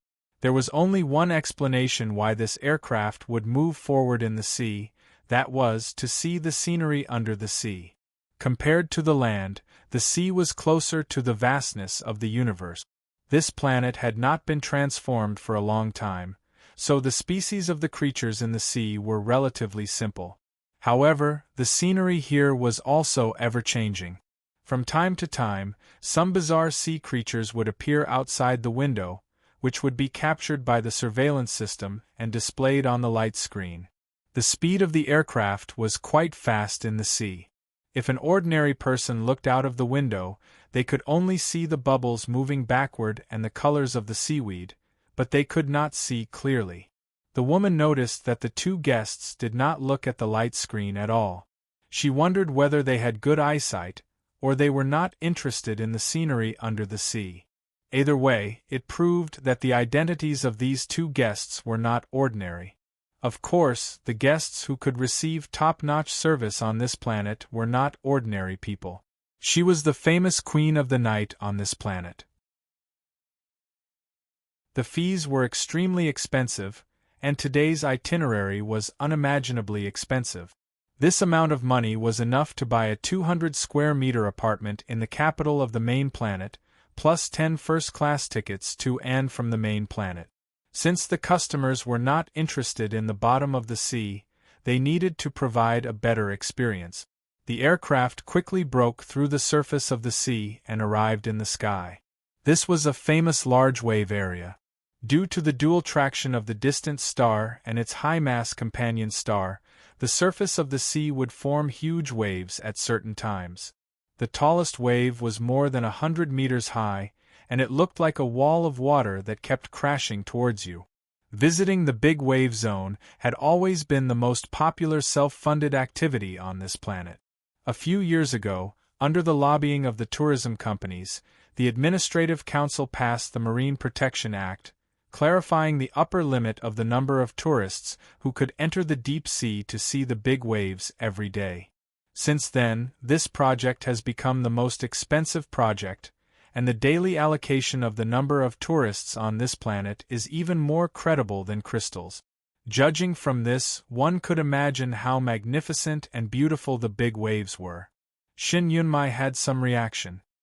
He tapped on the armrest with his fingers to beat a certain rhythm, as if he had an impulse to compose a song while looking at the stormy waves. Jingjiu clenched his right hand into a fist and placed it on the armrest. He took a look at the huge waves outside the window, remaining silent. The woman was puzzled, wondering why these two people were so indifferent. Even the way they looked at her did not change. She did not think that she was more beautiful than the wave. It was just that she had not worn any clothes since she appeared, showing off her alluring body. Even the interstellar humans, who were used to the direct stimulation of their consciousness, could not remain so calm. Each wave was higher than the previous one. The aircraft dashed toward the wall-like waves, creating more than a dozen water holes in a row. It was a marvelous scene. Jing Jiu and Shen Yunmai were unfazed by the slight quaking, the thunder-like sound of water, and the visual stimulation coming toward their faces. Shen Yunmai yawned out of boredom after he had finished composing the song. Since the guests were not interested in it, the aircraft did not stop there. It sped up again and headed toward the destination. It did not take long for the aircraft to approach the boundary between day and night. The permanent star in the distance had fallen to the horizon behind it. The rear window of the aircraft became transparent at the right time, and the luminous tail behind the permanent star could be vaguely seen. The high-mass companion star was hidden in the universe in the depths of the luminous tail and could not be seen. As a result, the scene looked like a tadpole. The twilight fell on the faces of Jing Jiu and Shin Yunmai. It was as beautiful and ordinary as the scenery at the moment. The color of the seawater was divided into two colors. The distance was much darker, like ink. Dozens of building complexes appeared in the sky. Jing Jiu's line of sight fell on those buildings, feeling interested. They look like the floating docks of the distant ancient civilization, but they are actually fake. They look like the space elevators that are used in many places nowadays, which are held by the super-tiny particles. Many hotels on the vacation stars are like this. It's a kind of gimmick. Shin Yunmai went on. They could have used the floating technology, but it's too expensive and troublesome to modify. The research on the anti-gravity in the Federation of the Milky Way is not advanced enough. The old guy in the Science Academy doesn't like going to the space laboratory the most, saying that the gravity there is too stiff and fake. The woman felt even more startled when she heard the terms in the conversation, wondering what kind of important figures these two were. There was no artificial permanent star on the night side of the planet, nor was it illuminated like the one in Show Earth City. It was because the tourists who came here on vacation didn't like the broad daylight. Yet, it didn't mean that the place was deserted. In fact, the city was brightly lit and full of people, even more so than during the day. Countless tourists and people who stayed here all year round were looking around nervously, feeling the novelty of the scene, or leaning against the wall in a daze while holding the wine bottles in their hands. Some guys in hoodies could be seen in the corners of the streets, and even in the square where the water was sprayed in the air. The air was filled with tobacco, hard liquor, and some other pungent odors. The fully armed police officers looked at the scene expressionlessly, not paying any attention to it. It was because what they were doing was permitted by the laws of the planet. The flying device landed on the square. Jingjiu and Shen Yunmai walked out of it, led by the tall woman. It was unclear when she had put on a light yellow windbreaker. She was very famous in this dark city, attracting a great deal of attention. The people guessed the identities of Jingjiu and Shen Yunmai in surprise, thinking that these two must be the important figures in the Federation of the Milky Way. But why were they not protected by the soldiers or even a bodyguard? The main gate of the largest casino had been opened a long time ago, waiting for the arrival of the important guest. The rare and precious wool carpet was waiting to be touched by the feet of the important figures. Jingjiu and Shen Yunmai walked past the gambling tables without stopping, nor did they go to the most advanced gambling room prepared for them by the travel company. The professional gamblers and the rich businessmen who had been invited to the casino had no choice but to sit in the rooms and wait in boredom. They had been warned sternly in advance, so they didn't dare to complain. There was a striptease hall behind the casino. The psychedelic lights shone on the striptease dancers floating in the air, making the place look even more psychedelic. The striptease dancers started their performance amidst the music. Many guests revealed an infatuated expression. It was unclear whether it was because of the attractive bodies or the effect of the aphrodisiac spray in the air. A number kept flashing on the light screen on one side of the dance hall, which was the number of credits transferred by the guests to the striptease dancers. To some extent, it was like a list. In such a place, Jingjiu still clasped his hands behind his back, looking like a leader inspecting a cultural place. The woman thought he was dissatisfied, explaining in a low voice, "We have been stricter recently. It's not because we have been stricter, it's because of the return of aesthetic appreciation." Shen Yunmai said to Jingjiu, "In the past, you could see the incarnations of all kinds of erotic bodies here. You could have as many erotic bodies as you wanted, and you could have played them in ways you couldn't even imagine. However, as time went by, even the most perverted tourists began to feel bored. Creatures can't get rid of their instincts, and aesthetic appreciation is rooted in them. So, it's only natural that things return to the past." Both the casino and the striptease hall were supposed to be the appetizers arranged by the travel company, but unexpectedly, the two distinguished guests treated them as a mere formality. Shen Yunmai sat in a soft chair in the general's suite on the top floor of the hotel and said to the woman, "Take it out." The person waiting for him in the hotel was neither a big shot from a vacation planet nor dozens of beautiful young girls, but a box of drugs in a safe box. The drugs emitted a deep blue color under the light, similar to the dark flame used to set off the battleship alarm. The woman took off her windbreaker again, revealing her naked body. She knelt before Shen Yunmai, opened a bottle of drugs with a special method, and brought it to him. Shen Yunmai said to Jingjiu, "Try this." Jingjiu asked, "Is this the good thing you want to show me?" Shen Yunmai said, "This drug was originally designed to treat peripheral neuropathy. Later, it was found that it could adjust the discharge of the cranial nerve. But the side effect was too severe, so the animal experiments weren't carried out. It can only be obtained here." Jingjiu ignored him and walked to the window to look at the night sky.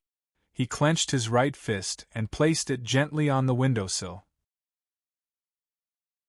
There were real stars in the night sky and dozens of brighter objects, which were the private spaceships of the big shots and wealthy businessmen who came here for a vacation. The light reflected by these spaceships came from the star with a long tail. "I want to bask in the sun," Jingjiu said. "Didn't you bask in the sun for a few hours today?" Shin Yunmai took the drug bottle and sniffed it gently. His voice became a bit erratic. Jingjiu didn't explain. He sniffed the remaining smell in the air and quickly figured out the molecular structure of the drug. "It's easy to design this kind of chemical structure," he said. "Why don't you ask the Science Academy to do it?" Shin Yunmai said, "Playing games in the human world, playing games in the human world. Don't you understand the word games?" Jingjiu thought for a while and said, "I used to be the chief planner of games." Shin Yunmai said gloomily, "Since you live so clearly, why don't you die?" Jingjiu said, "I don't want to die." Shin Yunmai smiled and motioned for the woman to pour the drug into the goblet. 1 drop, 2 drops, 2 bottles. The dark blue liquid kept falling into the goblet. Shin Yunmai didn't intend to ask the woman to stop. The woman didn't dare to disobey him, but her face grew paler, and her hands trembled slightly. It was illegal to use this drug in its original form until it was highly purified. It was strictly forbidden to use it even in this world full of pleasure and darkness. It was because the side effect of this drug was so strong that it shouldn't even be called a side effect. 2 milligrams of the drug could kill an adult. The side effect should be called toxicity. If the goblet in Shin Yunmai's hand was put into the water supply, it could kill half of the people in the city. Without any warning, he raised the goblet in his hand and said to Jingjiu, "I wish us a happy death." Having said that, he emptied the goblet in one gulp. Looking at the goblet in Shin Yunmai's hand and the woman kneeling in front of him, Jingjiu shook his head sympathetically, turned around and left the room. Kneeling on the carpet, the woman suddenly felt very cold. This was the most luxurious and expensive room on the planet. She was the most expensive woman, and the goblet was the newest, best, and most expensive drug. But why did she feel so sad when all these things were combined? Late at night, Shin Yunmai sat up on the unimaginably large bed and sat by the bed for a while. Then, he walked to the window and looked at the dark city, remaining silent for a long time. "Since you understand it so clearly, why don't you die?" This was the question he posed to Jingjiu. In fact, it was because he understood it so clearly that he could only rely on a little sense of responsibility and these spiritual thorns to activate it. For people like Shin Yunmai and Jingjiu, most of the desires and emotions in the real world could no longer be effective stimuli. This universe would belong to Shin Yunmai and Jingjiu in the future. Money was nothing in front of the universe. Bastards. Those rich customers who gambled with tens of millions or even hundreds of millions of credits in the casino were no different from fighting cocks in the eyes of Shin Yunmai and Jingjiu. Shin Yunmai and Jingjiu could even control the minds of those people with just a look. How could they play this game? It was the same for everything related to sex. On the contrary, the pain could bring some real feelings. The uniforms, strong alloy handcuffs, black leather whips, thorns, and some ropes scattered on the carpet indicated what had happened before. When he turned off some of the sensory controllers in his body, he could indeed feel the pain and the slight pleasure that followed. Unfortunately, the pleasure was short-lived. Just like when he was groaning just now, he suddenly felt that everything was absurd and unreal. But he didn't stop the process. Instead, he turned over and let the woman continue. There was a slight noise on the bed. The woman woke up and asked him if he wanted another goblet of wine. Shin Yunmai knew that the woman hadn't fallen asleep. She closed her eyes out of fear. It was absurd to say that the person holding the whip would be afraid of the person being whipped. Shin Yunmai waved his hand to let the woman sleep soundly. Then, he continued to look out of the window. The city was so quiet and gloomy, even though it was already early in the morning. There would never be a sunrise here, no matter how many years he had to wait. Shin Yunmai suddenly felt like chatting, so he dialed Jingjiu's communicator. "What are you doing?" "Basking in the sun." "You really like basking in the sun? Didn't the book say that you only like snow? Don't you like the sun the most?" "It's close, very good." There was some noise coming from the communicator. It seemed that there was some kind of interference. Shin Yunmai found it strange. He thought that this was the best communication device. Even if they were separated by 2 galaxies, they could still talk as if they were talking on the other side. "So," he asked, "where on earth are you?" Jingjiu's voice came from the communicator. It seemed that he was in a distant place. "I'm in the sun."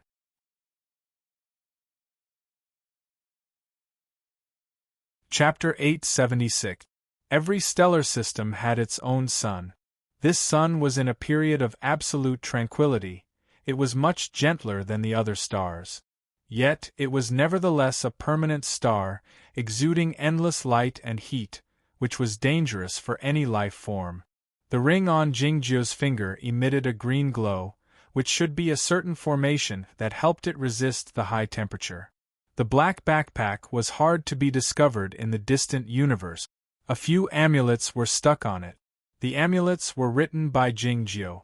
They were a bit messy, but the effect was satisfactory. The superparticle nuclear power furnace was in the backpack, and so were his clothes and the communication relay station.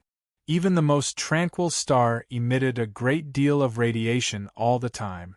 It was difficult to maintain a good communication in a world full of plasma. Shin Yunmai's voice grew more intermittent.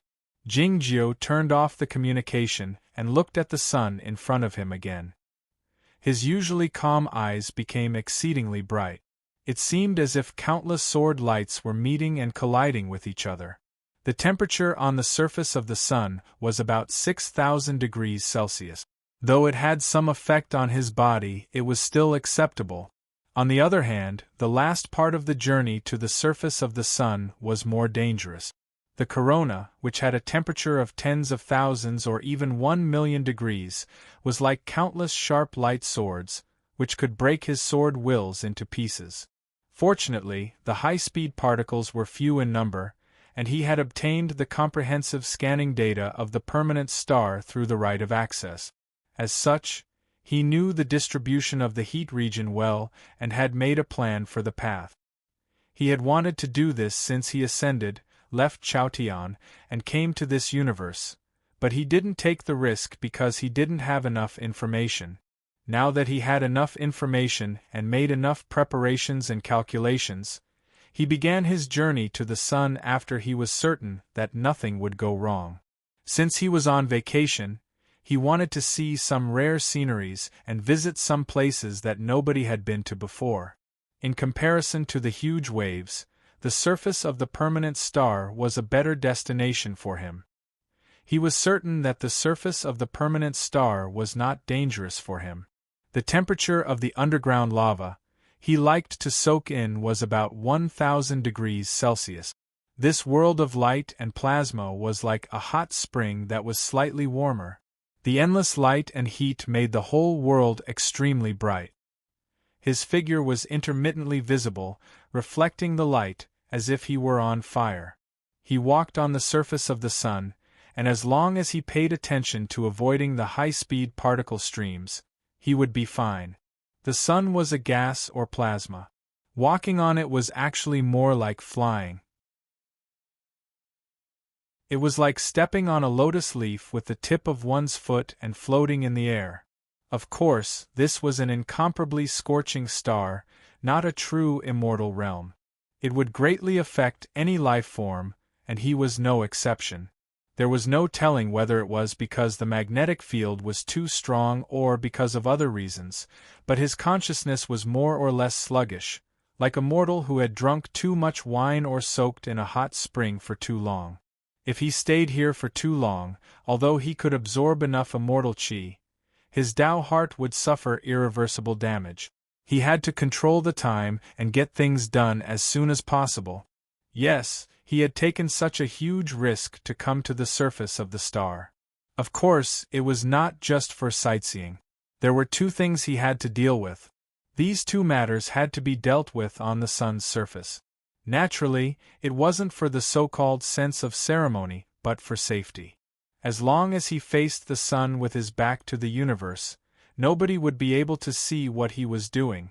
Neither the powerful cultivation practitioners like the Grand Masters of Aoyama nor the most advanced detection devices of the distant ancient civilization could see his hands through the huge burning fireball. To put it more precisely, it was his right hand. After leaving the long ruler galaxy swallowed by the sea of dark matter, Jingjiu had been holding his right hand, sometimes on the windowsill, sometimes behind him. Shin Yunmai didn't notice this. It was because he had done this earlier on the voyage. He looked like an elegant ferryman. It wasn't until he came to the surface of the sun that he loosened his fist. A dead cockroach was lying on his palm in silence. This cockroach was already dead after being contaminated by the darkness. For some reason, Jingjiu held it in his hand instead of blasting it into pieces by remote control. He intended to do an experiment or research. The humans hadn't figured out how the sea of dark matter could contaminate the lives or the organic matter. It was because a link was missing, which was what the medium was. The law of causality was still stable in both Chaotian and this world. There must be a bridge between two objects, no matter whether it was the invisible magnetic field or the gravitational force. What was the force of the sea of dark matter infecting the lives? What were those existences that could block the light of the permanent star? The infected monsters on the 857 base were all in a stable state, so the spores produced by them weren't as strong as the fresh cockroach. Of course, the fresher the spores were, the more dangerous they were, even though the tests had proven that the risk of the cockroach being infected was minimal. Yet, if this cockroach infected the soldiers on the battleship or the vacationers on the planet, it was hard to say how many people would die. He didn't allow any possibility of the secret being leaked out. As such, he didn't trust any other apparatus, even if it was the most airtight one in the world. He only trusted his own hands. Nobody could damage his body. His hands were the safest and most airtight apparatus. Should anything go wrong, he could use the sword fire to eliminate the danger in a short time. Bringing the dead cockroach here from the long ruler galaxy was part of the experiment. He was certain that the infected cockroach wouldn't contaminate his body. As for his spiritual soul, it was still unknown because he hadn't contacted the sea of dark matter directly. The pure and tangible sword wills came out from his fingers and covered the dead cockroach like water, ensuring that it wouldn't be burned by the high temperature and that the spores inside the cockroach wouldn't escape. Looking at the cockroach in his palm in silence, Jingjiu's eyes grew brighter and brighter, as if they were emitting two glows. The scene in his field of vision was expanding rapidly. Relying on the endless fairy energy, he employed his sword heart to the extreme, achieving a state where he could observe things in detail. To use an inappropriate analogy, his eyes were like a double-barrel transmission electron microscope at the moment. If his cultivation state was higher and his sword wills were stronger, his sword eyes might become a more advanced observation apparatus, like Shin Yunmai's eyes. Of course, it was something to be discussed later. His field of vision grew larger and larger, pausing a few times in the process. Jingjiu saw a few living blood thumbs. After observing them for a while, he summoned his will to obliterate them. Then, he saw some living spores. There were not many of them, but they looked dreadful. They were round in shape and covered with many tentacles. They looked like a virus, but they also looked like the miniaturized version of the mother nest monsters he had seen before. How did these spores come into being? His line of sight continued looking at the tiny parts of the spores, and then he saw a patch of dust. The earliest transmission electron microscope could observe the atomic structure of the crystalline materials, but it couldn't observe the atomic level of the biological materials, because it involved the bombardment of the particles. His view was different from the principle of the electron microscope. His observation was more direct, and he was certain that the tiny dust was a fragment of a special type of particle.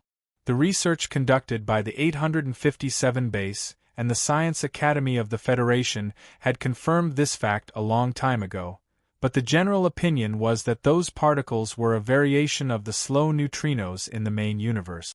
This theory didn't satisfy Jingjiu, because it didn't solve the fundamental problem: where did the variation come from? And human beings hadn't been able to capture the neutrinos yet.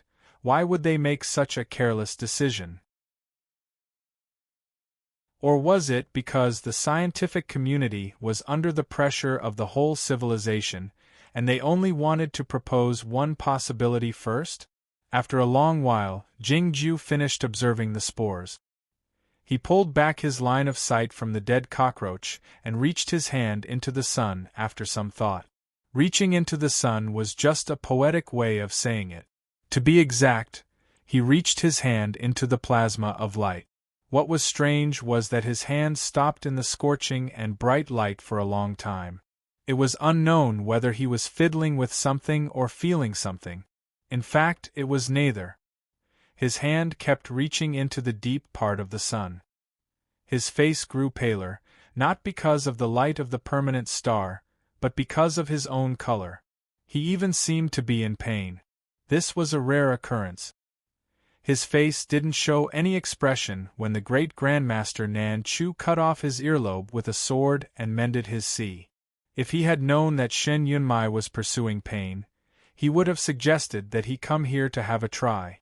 After a long while, Jingjiu finally pulled back his right hand from the deep part of the sun. The dead cockroach had disappeared without a trace, leaving only his clean palm. He was satisfied with the result. He rose to his feet and flew toward the outside of the sun. He came to the outer space in the scorching and dangerous corona. He turned around and saw the full appearance of the sun, a faint smile showing on his face. She said that she wanted to see the sun in the human world. He came to see her. Jingjiu flew to a space not far from the sun, removed the amulet, took out the blue hoodie, and put on the silver-rimmed glasses. He had turned from the independent son of the sun to the chief advisor of the military of the Federation. He returned to the Scorching Sun battleship after passing a small planet. The Scorching Sun battleship had been anchored in the space between the sun and the companion planet of high mass. Most of the officers and soldiers had been rewarded with military exploits and taken the shuttle to the planets for vacation. The battleship appeared empty and deserted. Of course, all this had nothing to do with Jingjiu. He went to the laboratory on the battleship and started recording the data on the workbench.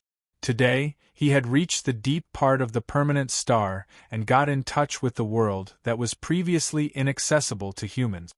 He had obtained the first-hand data, which was a real treasure for the scientific community. The data kept appearing on the light screen. Some of them formed a curve, which was the abnormal behavior of the nuclear fusion. It was then that the Scorching Sun battleship suddenly received an energy fluctuation from a distant holiday planet. The energy fluctuation formed a curve on the light screen, which was similar to the curve recorded by Jingjiu. But how could a sun be born on a holiday planet?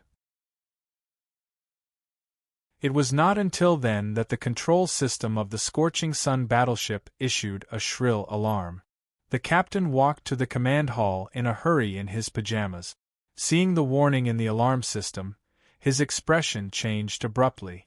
After ascertaining that the advisor had returned to the battleship, he dashed toward the suite at the head of the battleship without hesitation.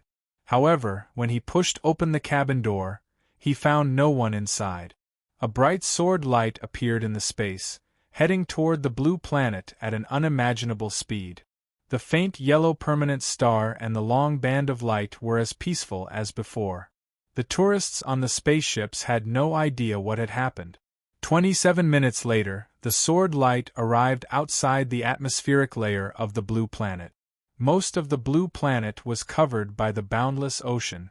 Numerous walls of water in the area of giant waves formed many white lines, which could be seen clearly from a long distance away. By then, many of the white lines had been washed away.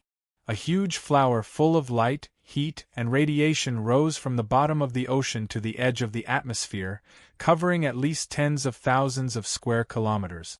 Even the most powerful super multi-phase nuclear bomb couldn't be so powerful. What on earth had happened? The sword light belonged to Jingjiu. The blue hoodie he had put on not long ago had turned into a puff of green smoke. The black backpack had also vanished. It was unclear where he had hidden the miniature power furnace. Since the space was close to the real void, the friction on clothes was negligible. However, his speed was so appalling that nothing could withstand his speed except his own body. The huge flower that reached the edge of the atmosphere was white, and the bottom part was black and gray, with some faint lightning inside. Jingjiu flew toward the huge flower without hesitation. Like a bird landing in the clouds, he disappeared without a trace in an instant. A few seconds later, a small thread emerged from the scorching and radiating clouds. It broke through countless giant waves and arrived at the center of the explosion. Countless giant waves fell toward a certain place, but they couldn't reach it. They hit the void and then turned back, forming even bigger waves, rumbling like thunder. The void was a powerful formation that isolated the ocean, exposing the sand and rocks at the bottom of the ocean. The mushroom cloud rising to the sky was unimaginably huge. The crater formed by the explosion was much smaller, but the sand and rocks within dozens of square kilometers were instantly melted into sulfur glass and lava by the high temperature.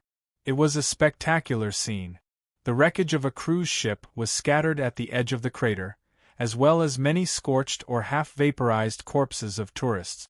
Jingjiu found the guy after passing through the steaming water vapor and the incessant sparks of lava. A small part of Shen Yunmai's body was left. To be exact, only the part above his chest was left, and his right arm was missing. A part of his face was also missing. The scorched black metal was exposed under the scorched bionic high-strength composite material. His two eyes were still there, staring at the sky blankly. They were no longer black and white, and they seemed lifeless.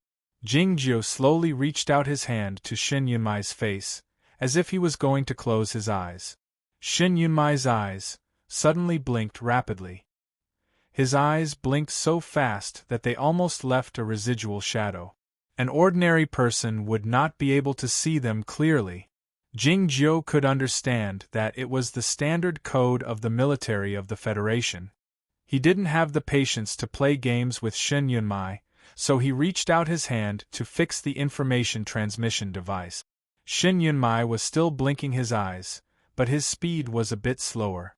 "I think I can still be saved," he said in a slightly mechanical voice.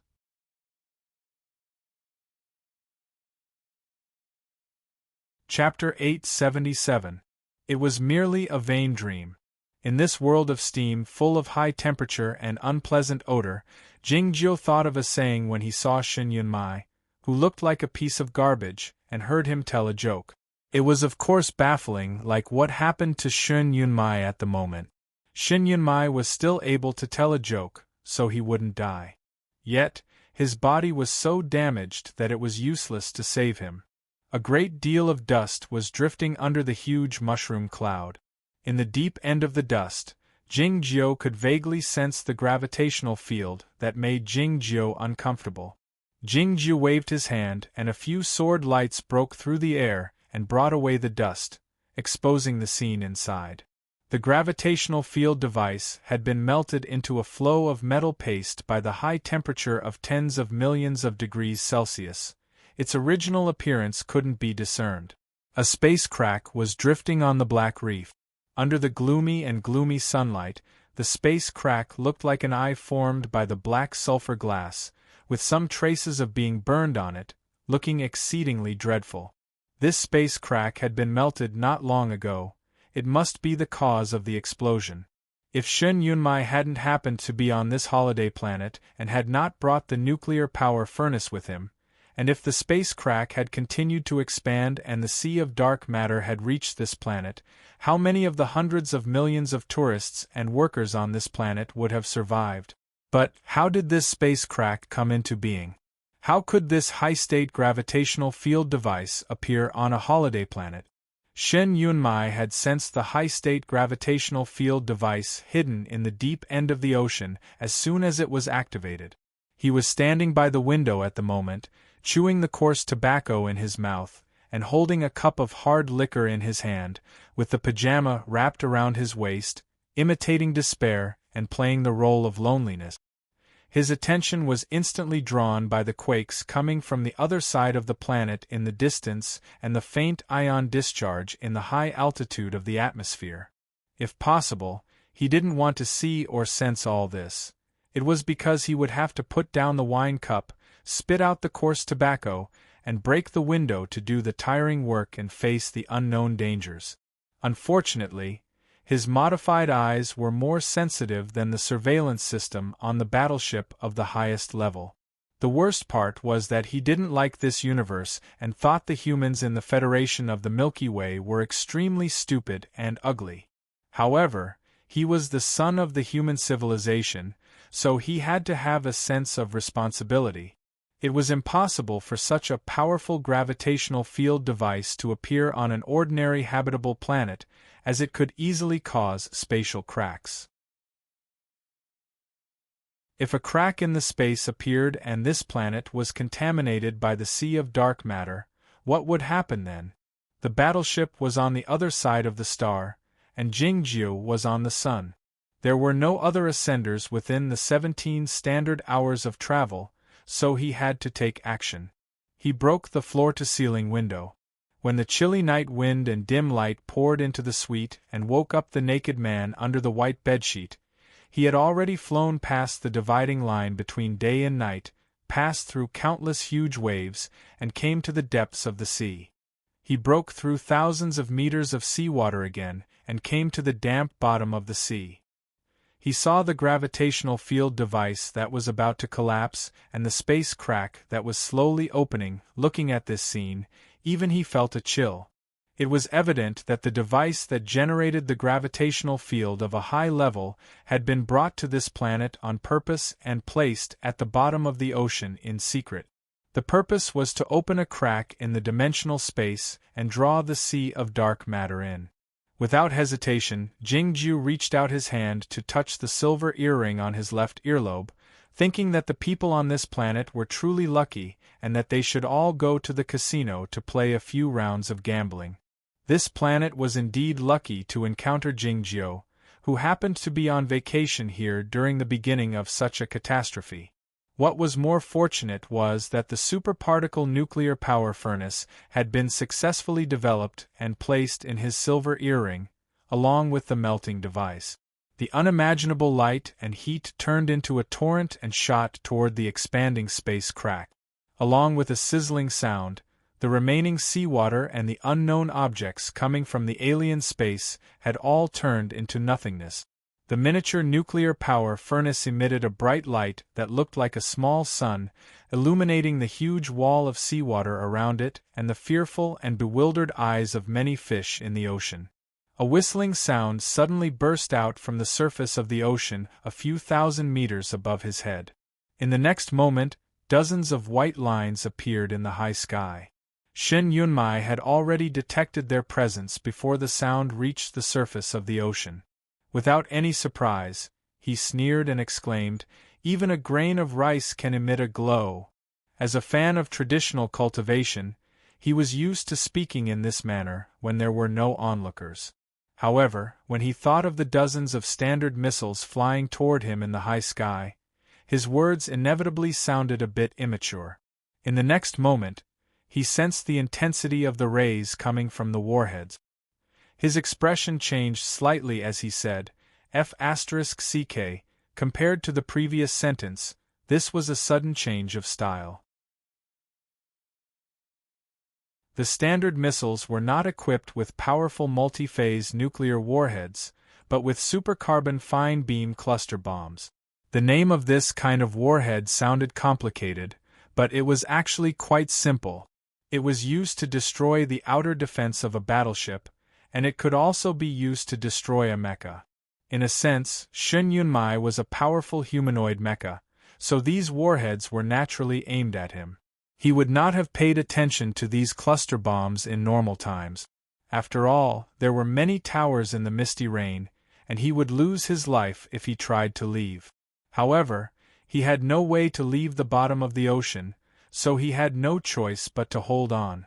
A few moments later, several standard missiles arrived at the bottom of the huge crater, releasing hundreds of supercarbon fine beam cluster bombs. Along with the clear and terrifying sounds of cutting, the rocks at the bottom of the ocean turned into powder. Countless cracks appeared on Shen Yunmai's body, and his white clothes were torn to shreds. The most troublesome part was that the space ablation device had become unstable due to the interference of the supercarbon fine beam bombs. The crack in the space started to expand again, trying to stabilize itself. More standard missiles with more cluster bombs dropped down from the ocean's surface thousands of meters high like countless meteorites, heading towards Shen Yunmai's head. Without hesitation, Shen Yunmai exerted the defensive magic method he learned from the rock man Chen Wu to the maximum. He extended his right hand to form the inherited heaven sword formation, and his fingers flicked out hundreds of Yamatsai's amulets from his earring. Then, he held the miniature nuclear power furnace in his hand and thrust it into the crack in the space. It looked like a man holding up the sun to illuminate the dark night. What followed was an earth-shattering explosion.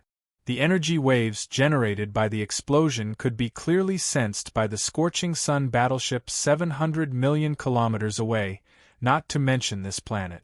Ear-piercing alarms rang out in all the cities, and all the terminals displayed the warning of a strong earthquake. Yet, there were different opinions about the source of the earthquake, as if the whole planet was experiencing an earthquake. A red sun rose from the ocean, illuminating the whole world. Even some places on the night hemisphere could see the sunrise. The missiles were vaporized in an instant, the seawater turned into mist, and a huge flower blossomed in heaven and earth. The rocks turned into sulfur glass, and the crack in the space was melted. Shen Yunmai had turned into a ghastly figure.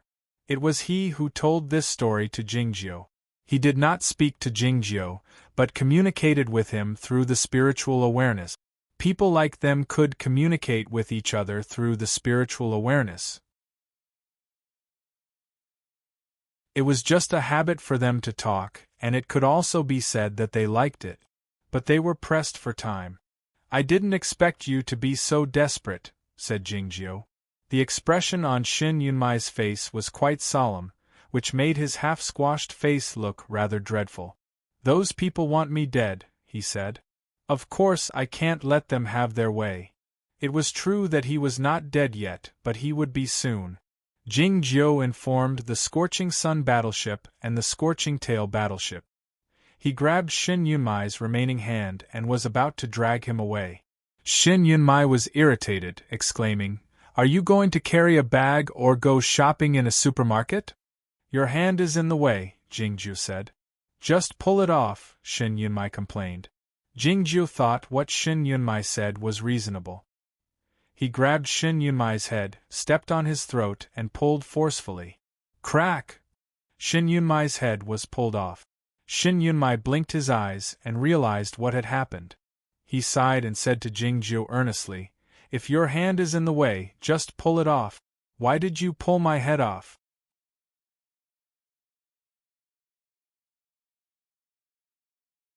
Chapter 878. As a matter of fact, it was not an easy task to tear off Shen Yunmai's head. His body was unimaginably strong. Even the explosion of the nuclear power furnace could not turn him into ashes. Only people like Jingjiu, who had the strength and sharpness, could chop off his head. If this scene happened in a movie, it would be bloody and horrifying. But it was a comedy when it happened between them. The real difference between a comedy and other plays was that there was no real death. As long as there was a death scene, the name of a comedy would become the close that could not conceal the sadness of the whole story. Please forgive the rhyme here. It's all burnt. What's the use of keeping it? Jingjiu grabbed Shin Yunmai's head in his hand and flew toward the surface of the sea. Shin Yunmai certainly knew that his body was useless, but he was still unwilling to give up. He said angrily, "Why are you grabbing me like this? Am I a ball?" Seeing that Shin Yunmai was in such a miserable state, Jingjiu did not throw away the head. He changed his posture and held it under his armpit. Shin Yunmai was even more dissatisfied. He shouted, "This is a bag! A man's bag!" Jingjiu was annoyed by the scene reflected on the wall. The head kept screaming. He sped up and flew toward the surface of the sea. Shin Yunmai became even angrier when he saw that Jingjiu ignored him. He opened his mouth and tried to bite him. Jingjiu had no choice but to hold him in his arms as if he was holding a potted flower. Shin Yunmai was satisfied, probably because he had the same idea. He snorted and closed his eyes to have a rest. When they jumped out of the sea, they saw the sun in the distance and dozens of mechas full of murderous intent. Many people call me the Queen of the Dark Night, but they don't know that the origin of my name has nothing to do with those disgusting games. It's related to the eternal darkness brought by the Creator. A cold voice rang out from one of the black mechas. In the translucent cabin of the mecha was the cold-looking woman who had brought them to the dark night yesterday. She was still in bed when Shin Yunmai left the suite in the hotel. It had only been 40 minutes at most, but she was able to come here from the distant planet. This black mecha was indeed very advanced, and she must be a real swordsman. Those dozens of mechas were very advanced, and their combat systems were very powerful. The people inside should also be very powerful. Those who dared to open a space crack on a human planet and assassinate Shin Yunmai must be powerful lunatic. Young Master Shin, you must die. This is the punishment from the Creator. The voice of the woman who claimed to be the Queen of the Dark Night was indifferent and emotionless, as if Shin Yunmai, Jingjiu, and other human beings were all lowly beings of the underworld. Jingjiu had never liked dealing with these fanatical, unreasonable, and uncommunicable fanatics, so he prepared to leave. Yet, Shin Yunmai wanted to hear what he was going to say. "Let me see! Let me see!" he shouted. Jingjiu raised his head and aimed it at the mechas in the sky. The voice of the Dark Night Queen gradually disappeared, and the experts in the mechs were also shocked speechless. What was going on? Why could that head talk? What kind of monsters were these two people? Shin Yunmai's detonation of the nuclear power furnace was beyond their imagination. The power of the earth-shattering explosion that reached the heavens was also beyond their imagination. The seawater was boiling, and the heat currents and radiation were terrifying. They could not get close to the sea area. It was not until the energy fluctuations calmed down that they dared to approach. Then, they saw such a bizarre scene. The Queen of the Dark Night should be the leader of this group of people. She came to her senses quickly and said in a cold voice, "Shen Yunmai, when you slaughtered our comrades in those galaxies, did you ever think that this day would come? King killed a lot of people. How could I know which galaxy you are from if you don't tell me which faction you belong to?" Shin Yunmai shouted. The Queen of the Dark Night said, "The martyrs in all the galaxies are our comrades. I don't care if you belong to the party of surrender or the party of pastoral." Shin Yunmai stared into the eyes of the Queen of the Dark Night and said word by word, "I won't kill you. I'll rape you, your mother, your sisters, and all the women you care about in front of you, and then I'll kill them first." It was truly an eerie scene to hear a head raised in the air and utter such shameless and cruel words with a murderous expression on his face. Shin Yunmai had said something similar while pinching Ran Hondong's chin in the building of the military headquarters the other day. It seemed to be a habit of his. There was a saying in psychology that the more one lacked something, the more one would emphasize it. Thinking of this, Jingjiu said, "You don't have a tool." Shin Yunmai felt tired, exclaiming, "Be serious? I'm threatening someone." It was then that the Queen of the Dark Night let out a cold and mocking laugh. Ha ha ha ha ha. Rape? Like last night? Like a dog. Shin Yunmai rolled his eyes and said to Jingjiu, "Kill them all." Jingjiu uttered and closed his eyes. He had absorbed enough fairy energy when he was doing the experiment on the permanent star. However, he had consumed a lot of fairy energy when he flew back to the battleship, especially when he flew too fast from the battleship to the resort planet. He intended to end the fight in another way. A fight on the spiritual level would consume a lot of willpower, which was the sword awareness for him. This way of fighting was faster than using the sword, but it required more concentration. That was why he closed his eyes. It was dark when his eyes were closed, and he could think more carefully when it was dark. Dozens of battle mechas suddenly stopped in the sky. Both the weapon system and the laser firing platform had lost their effectiveness. The huge flower formed by the mushroom cloud had already left the surface of the ocean and dispersed gradually at the highest point in the sky. There was still a great deal of mist on the surface of the ocean. The battle mechas were intermittently visible in the mist, looking like the rocks in Aoyama. Jingjiu opened his eyes, his face turning pale. Dozens of battle mechas suddenly fell down like the rocks under the control of gravity, falling to the bottom of the ocean a few thousand meters deep after a slight quiver. Pop, pop, pop. After a while, the faint sounds of collisions, like the raindrops hitting the banana leaves, rang out from the dark and gloomy bottom of the ocean and reached the surface of the ocean. The battle mechas were all deformed by the tremendous impact, and some of them were even broken into pieces.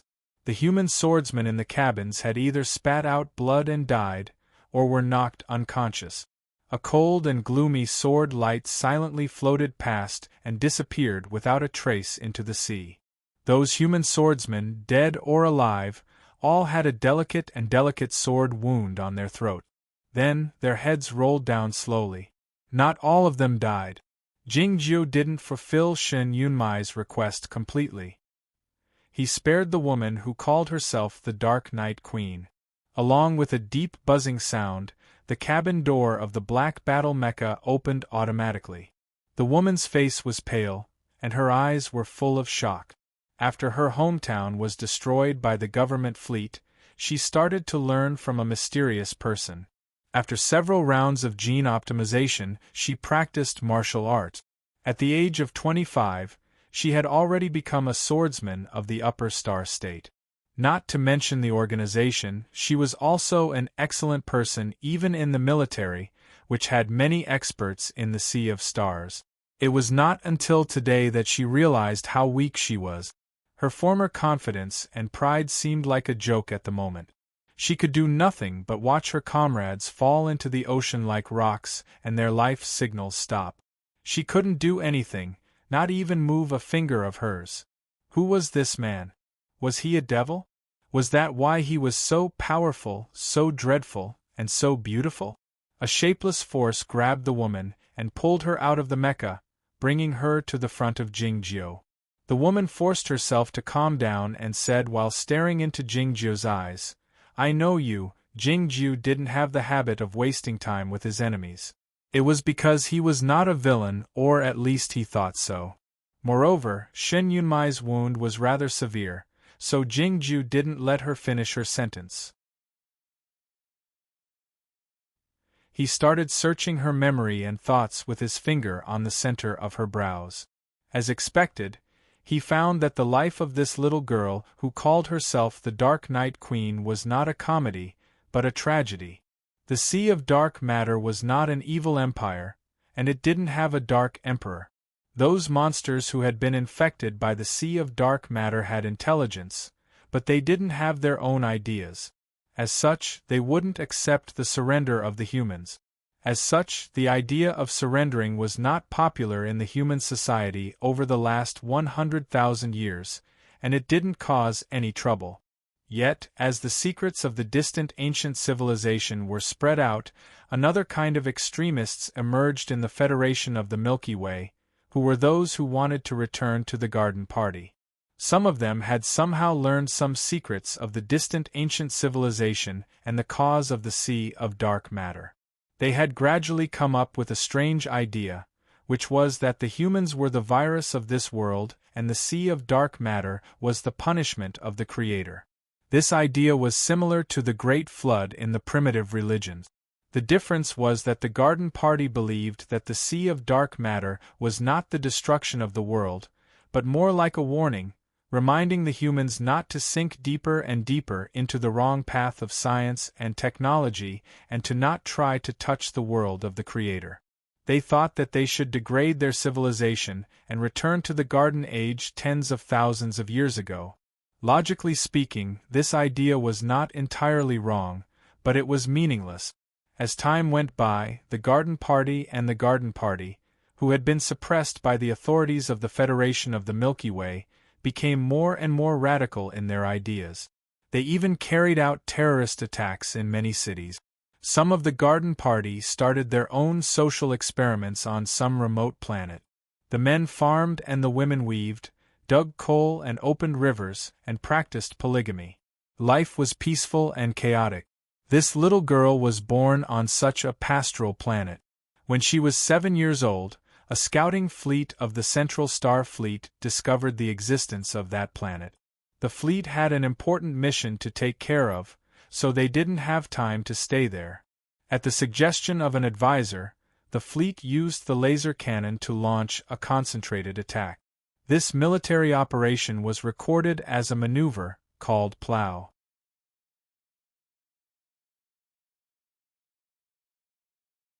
Chapter 879. Hundreds of lasers and high-energy particles, like primitive plows and harrows, made a cut on the surface of the planet. All the small bridges, flowing rivers, white walls, and black tiles were turned into scraps.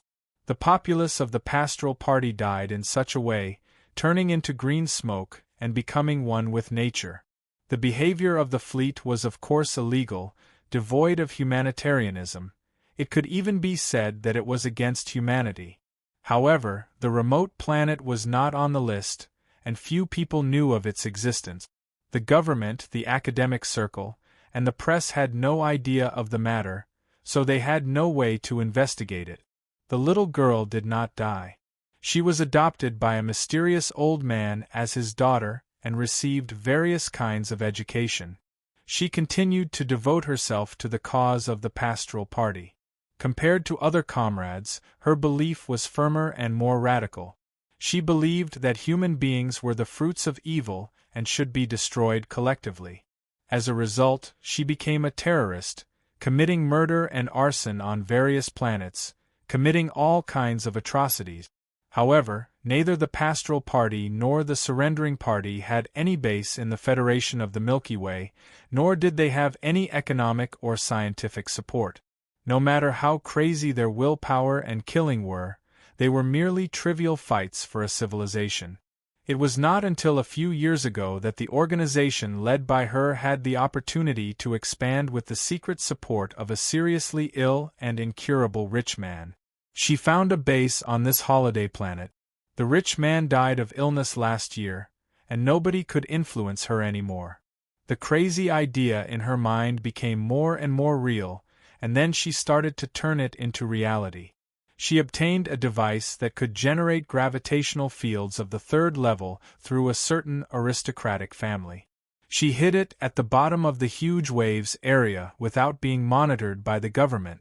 She modified the device to generate gravitational fields to ensure that it could possibly tear the space apart when it worked at an excessive amplitude. What she needed to do now was to consider when she should choose the day when the extinction of the human beings would begin. It was then that she received an order from the military to receive some distinguished guests. She soon found out the identity of Shin Yunmai and the secret rumors. If she could kill the leader of the military of the Federation of Milky Way while opening the space crack, what could be better than this?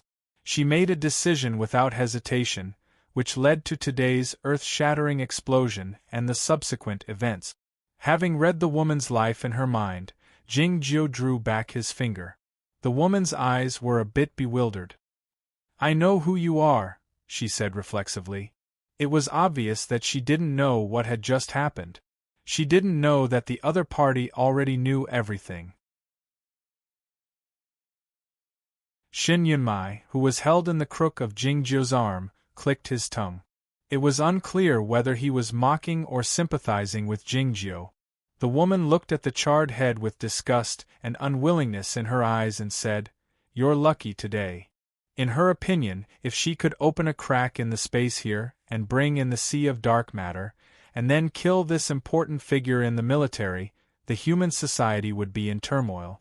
At that time, her organization could take advantage of the situation and create a brand new situation.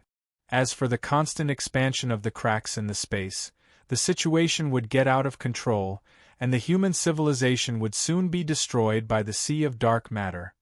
Those comrades of the pastoral party might worry about it, but she didn't care. Everything would be destroyed. That would be the most perfect ending, just like the countless laser beams that fell from the sky that year. Be destroyed, be destroyed. Jingjiu said nothing more. He held Shin Yunmai's head and flew toward the sky.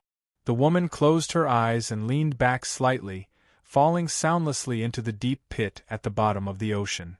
Since Jingjiu and Shin Yunmai had both left, the inherited heaven sword formation couldn't be maintained any longer.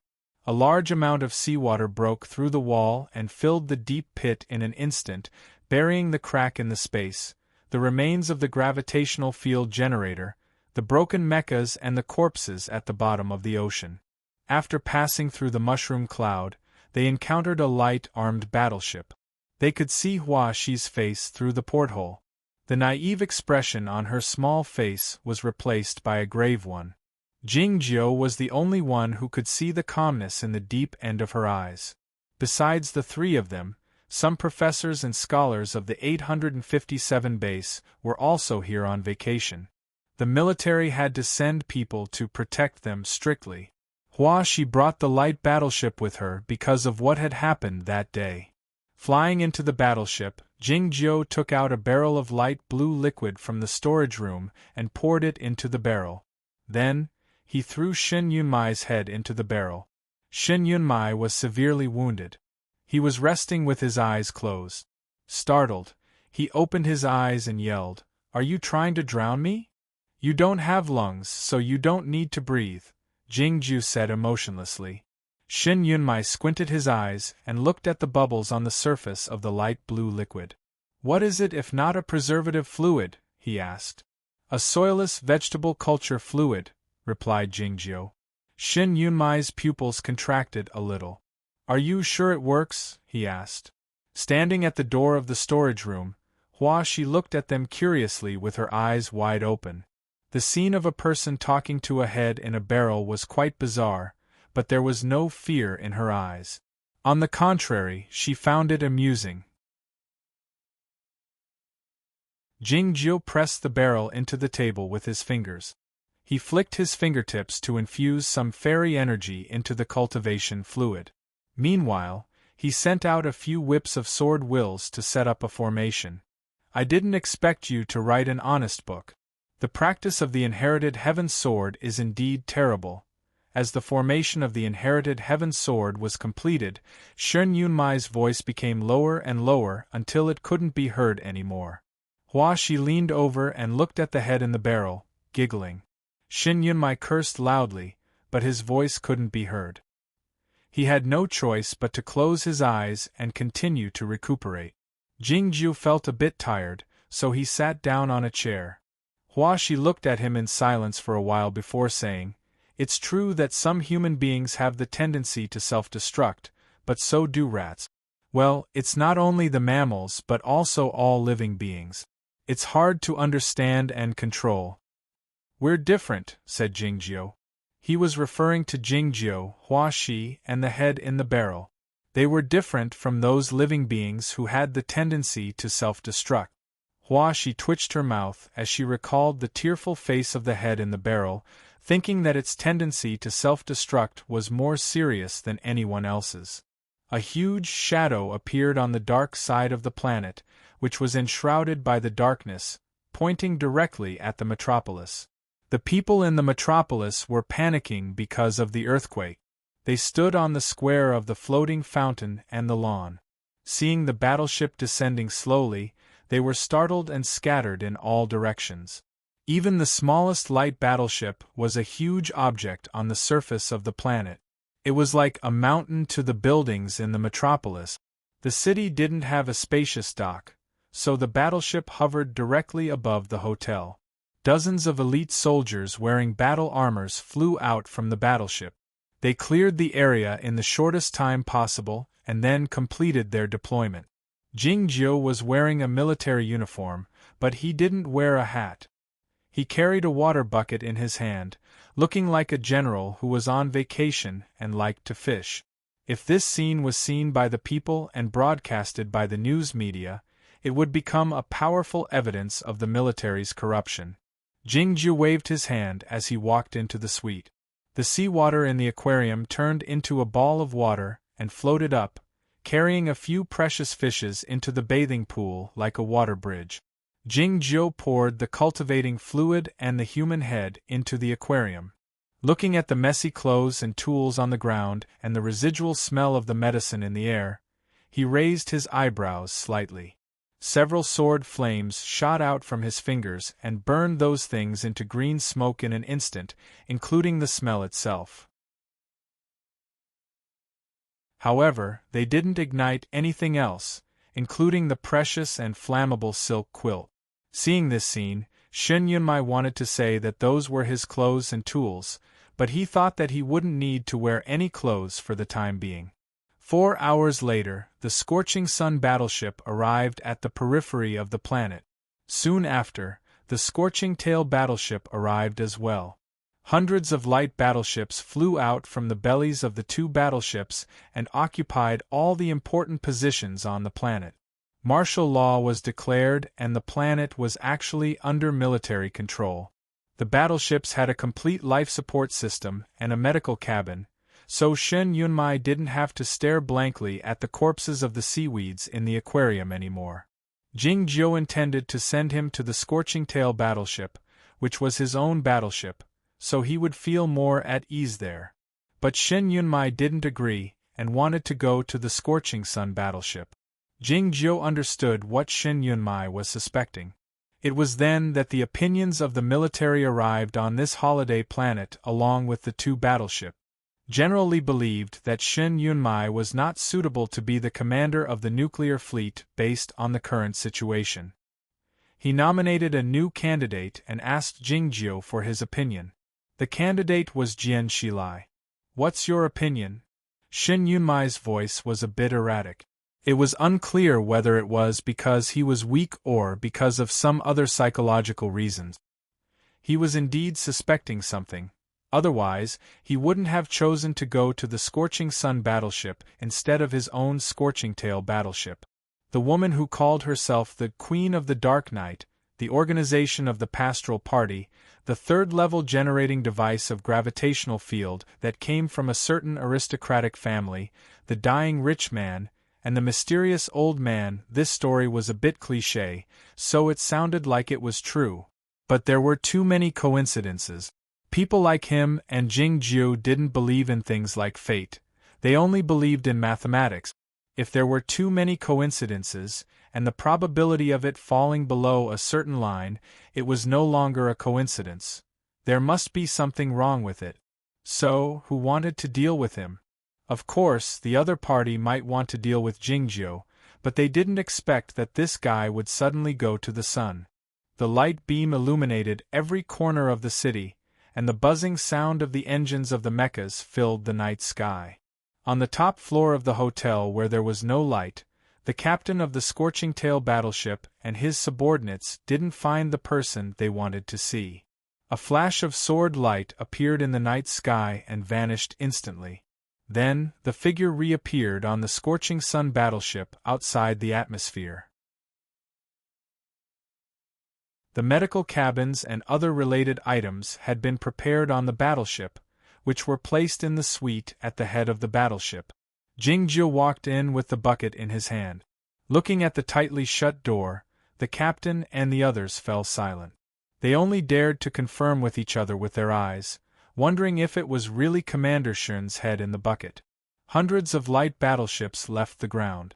Of course, they didn't forget to take the professors and scholars of the 857 base with them. Countless gales rose on the surface of the planet, blowing away the clouds. It was not until then that many tourists and local residents realized what had happened. An earthquake, a tsunami, and then the curfew imposed by the military. What on earth had happened? The Scorching Sun battleship left the resort planet and accelerated with the help of the gravitational force of the distant high-mass companion planet. Soon, the battleship disappeared in the dark universe. The Scorching Tail battleship had received the order from Shen Yunmai and the military headquarters to stay in the galaxy for investigation. It hovered alone in the periphery of the turbid light belt, looking like a motherless child.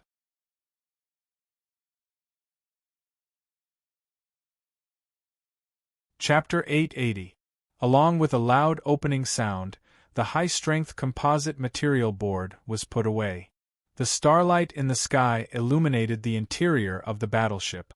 The Scorching Sun battleship had just passed through the warped black hole for a long time. Everybody on board felt tired.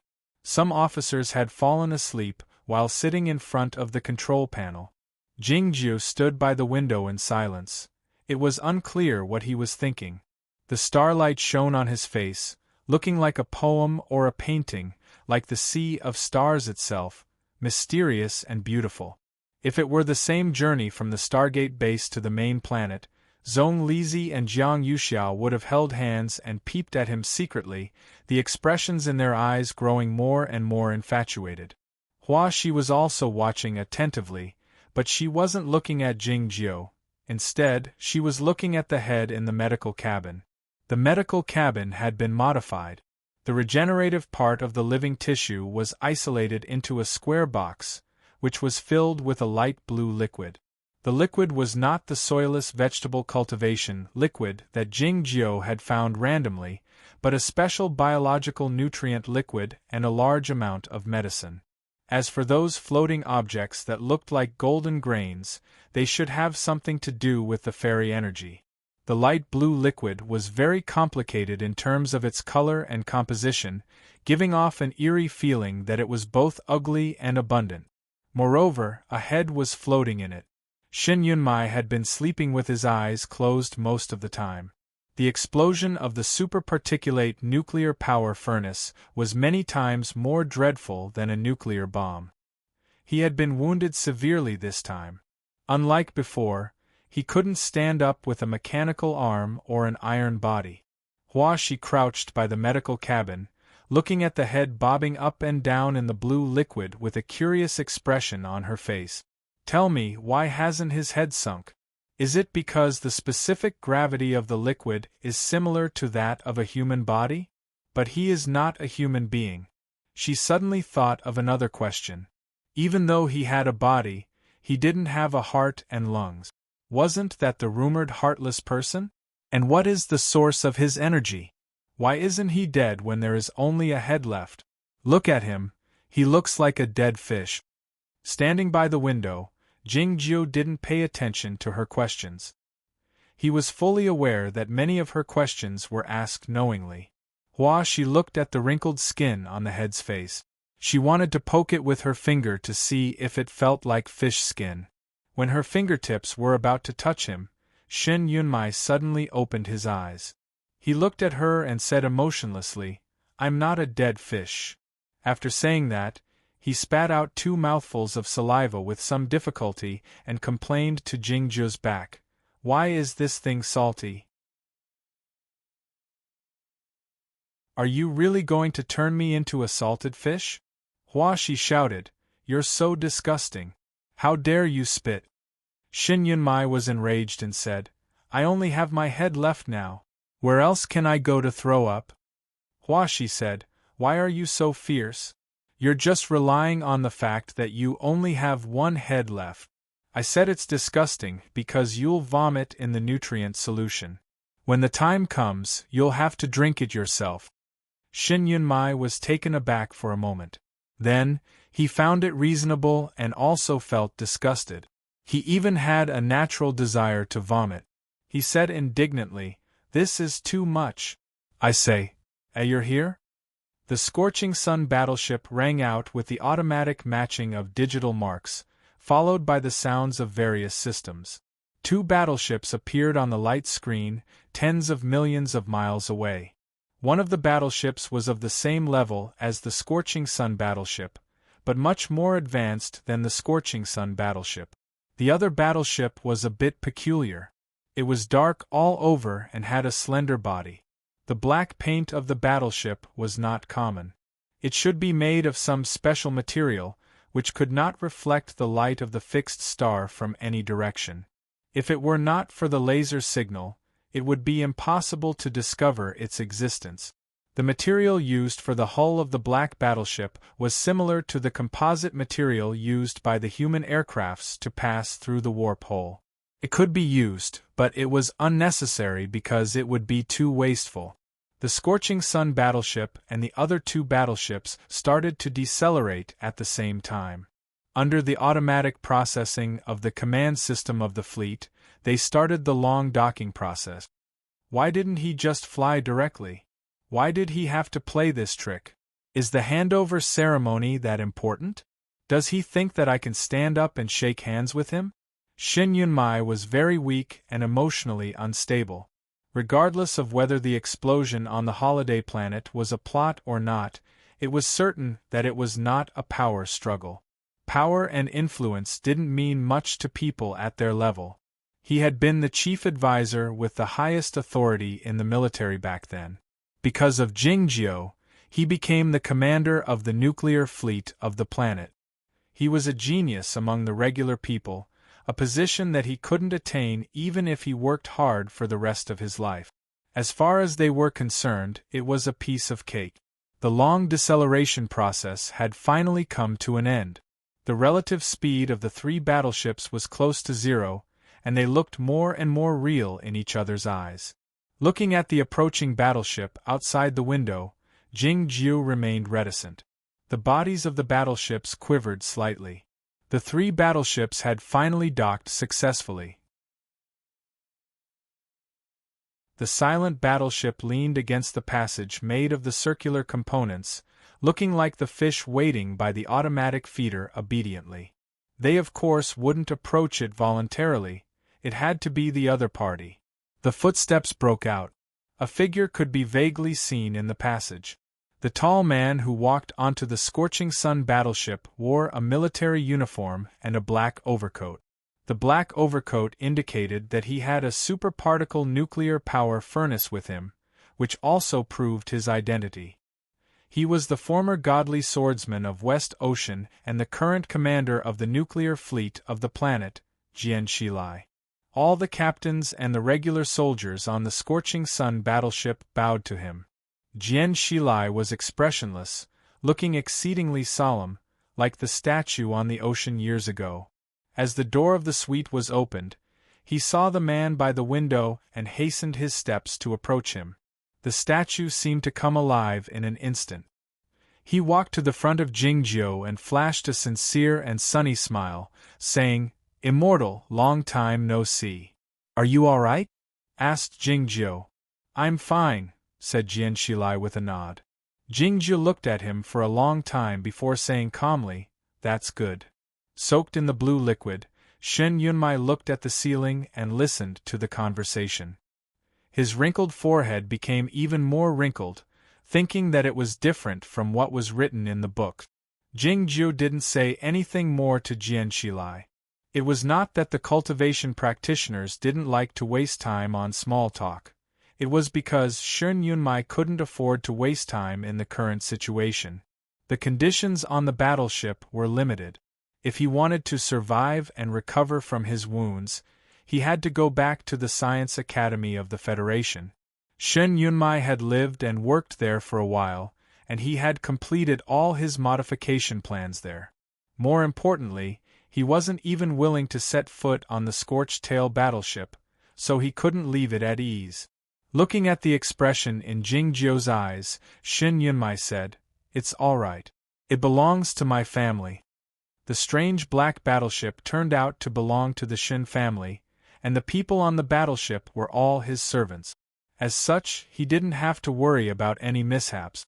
Jian Shilai didn't pay any attention to Shin Yunmai, nor did he greet him, regardless of his seniority in the cultivation circle of Chaotian or his relationship with the former commanders of the nuclear fleet. Yet, Shin Yunmai didn't let him off the hook. "It looks like you've successfully modified your mentality," he remarked in a mocking tone. Jian Shilai said expressionlessly while looking at him, "The young master Shin has nothing but your mouth right now." Shin Yunmai let out 2 feeble laughs and then spat on the ground twice, asking, "Why are you so rude to me?" Jian Shilai said, "I'm the enemy of the Aoyama sect." Shin Yunmai exclaimed angrily, "Do you think I'm an idiot? You and the sect master of the Aoyama sect are talking and laughing here. Why are you talking about enemies with me?" Jian Shilai ignored him and said to Jingjiu, "I'll take him there." "No," Shin Yunmai said, "I only trust Jingjiu." Hua Shi, who had been silent all this while, couldn't help but ask curiously, "This man is cold and indifferent. Why do you all trust him so much?" "You're just a little girl," retorted Shin Yunmai. For the sake of the reputation of the military of the Federation and the young Master Shin, the bucket couldn't be used anymore. Jingjiu walked out of the scorching sun battleship with a box in his hand. He paused for a while on the circular passageway and took a look at the permanent star the size of a grain of rice in the distance, and then continued walking forward. It didn't take long before he entered the peculiar black battleship.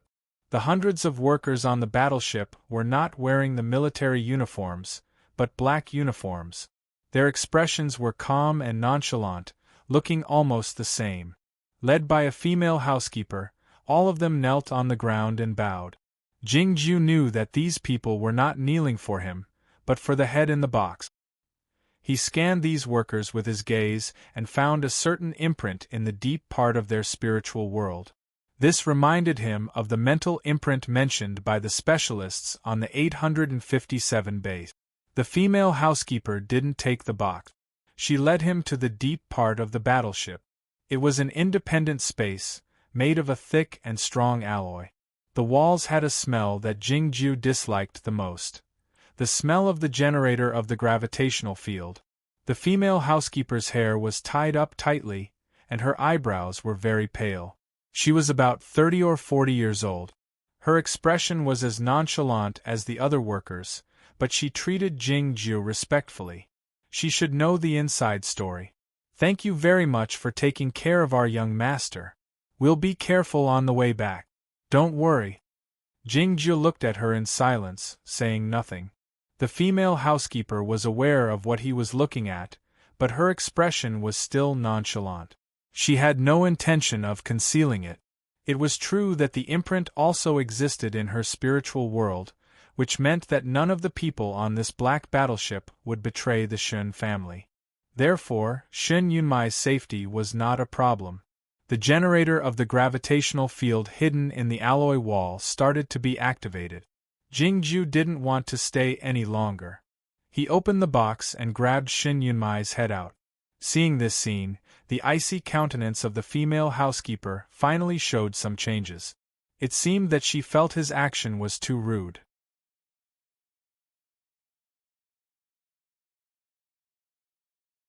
Chapter 881. This battleship had been prepared for a long time. To be more precise, it was originally prepared for Shin Yunmai. The room was full of sophisticated instruments and equipment. It was very clean and could be adjusted to a vacuum environment at any time, so no infection would occur. Even if some spores drifted in, they wouldn't survive for a long time. This place could be regarded as the most advanced operating room, and it was very comfortable. Everything was in line with Shin Yunmai's aesthetic requirements and practical needs. For example, the apparatus that contained the life-sustaining solution. Shin Yunmai's head was immersed in the solution, and he felt like he was soaking in a bathtub. The size and depth of the solution were perfect, and even the temperature of the nutrient solution was adjusted appropriately. Shin Yunmai sighed comfortably, finding that his home was indeed the best. "Are you sure?" asked Jingjiu. Shin Yunmai uttered and continued, "No matter if you stay in the base or go somewhere else, you can come and play with me at any time if you get tired of thinking about that problem." "No," said Jingjiu.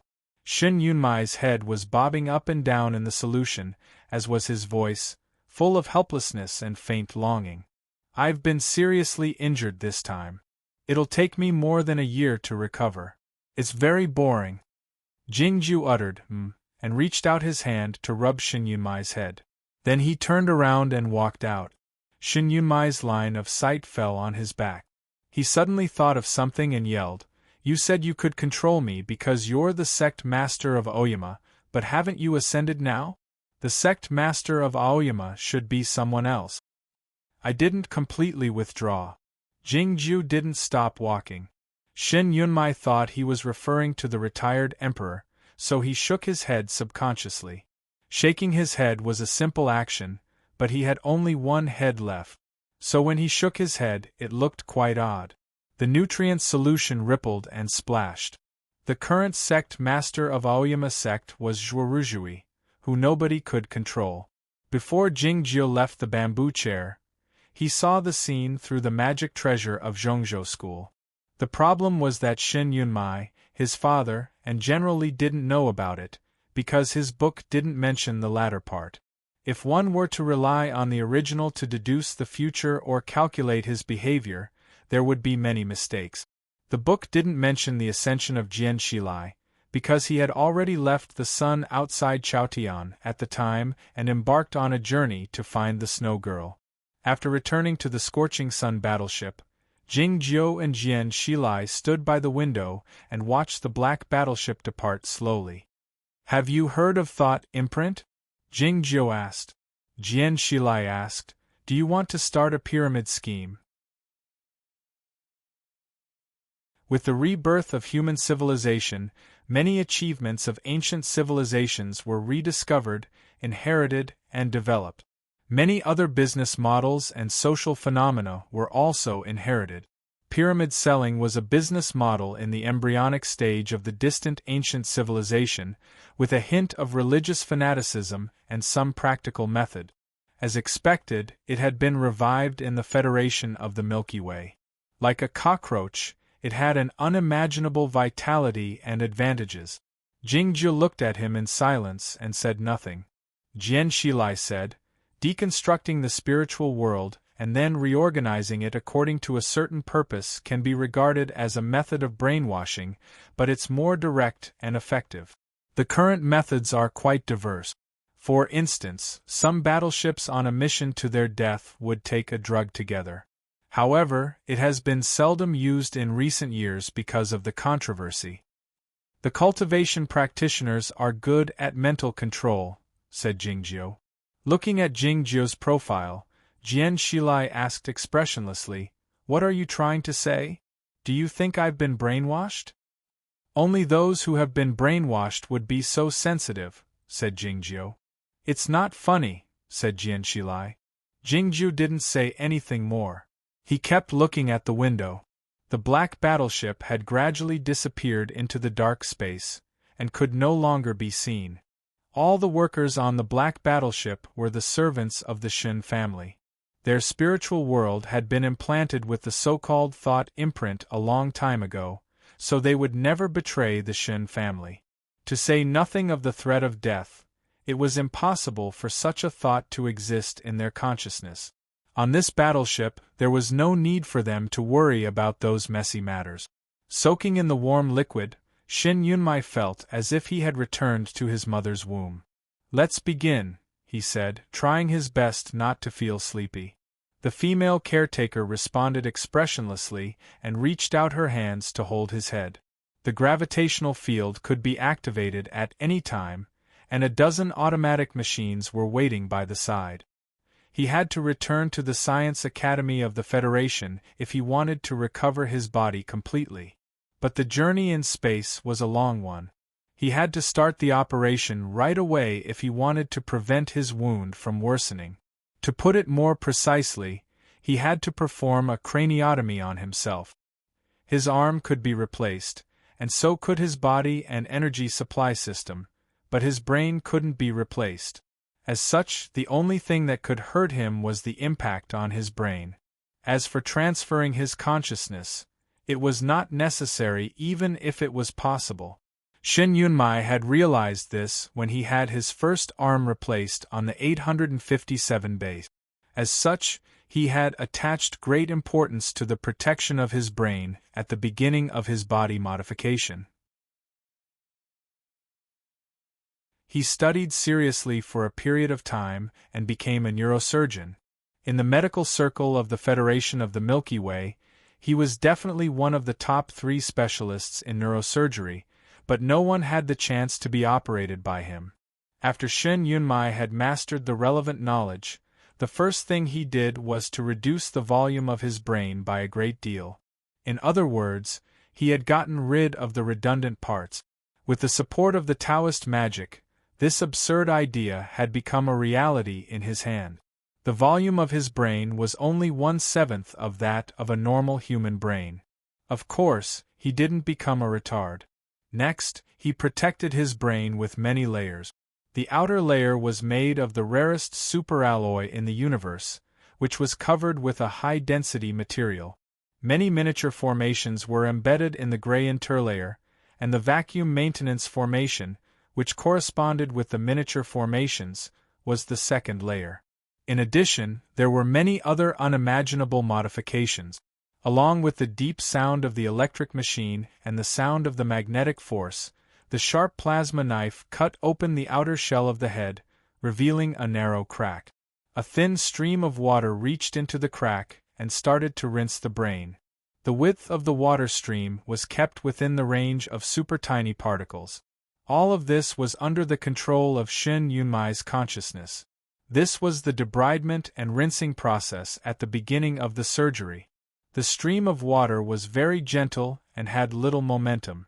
The stream of water would become thinner later and become a cutting knife, which would start to repair his brain. As the most gifted cultivation practitioner in the sword sect of Aoyama, Shin Yunmai was well aware of the importance of a sword.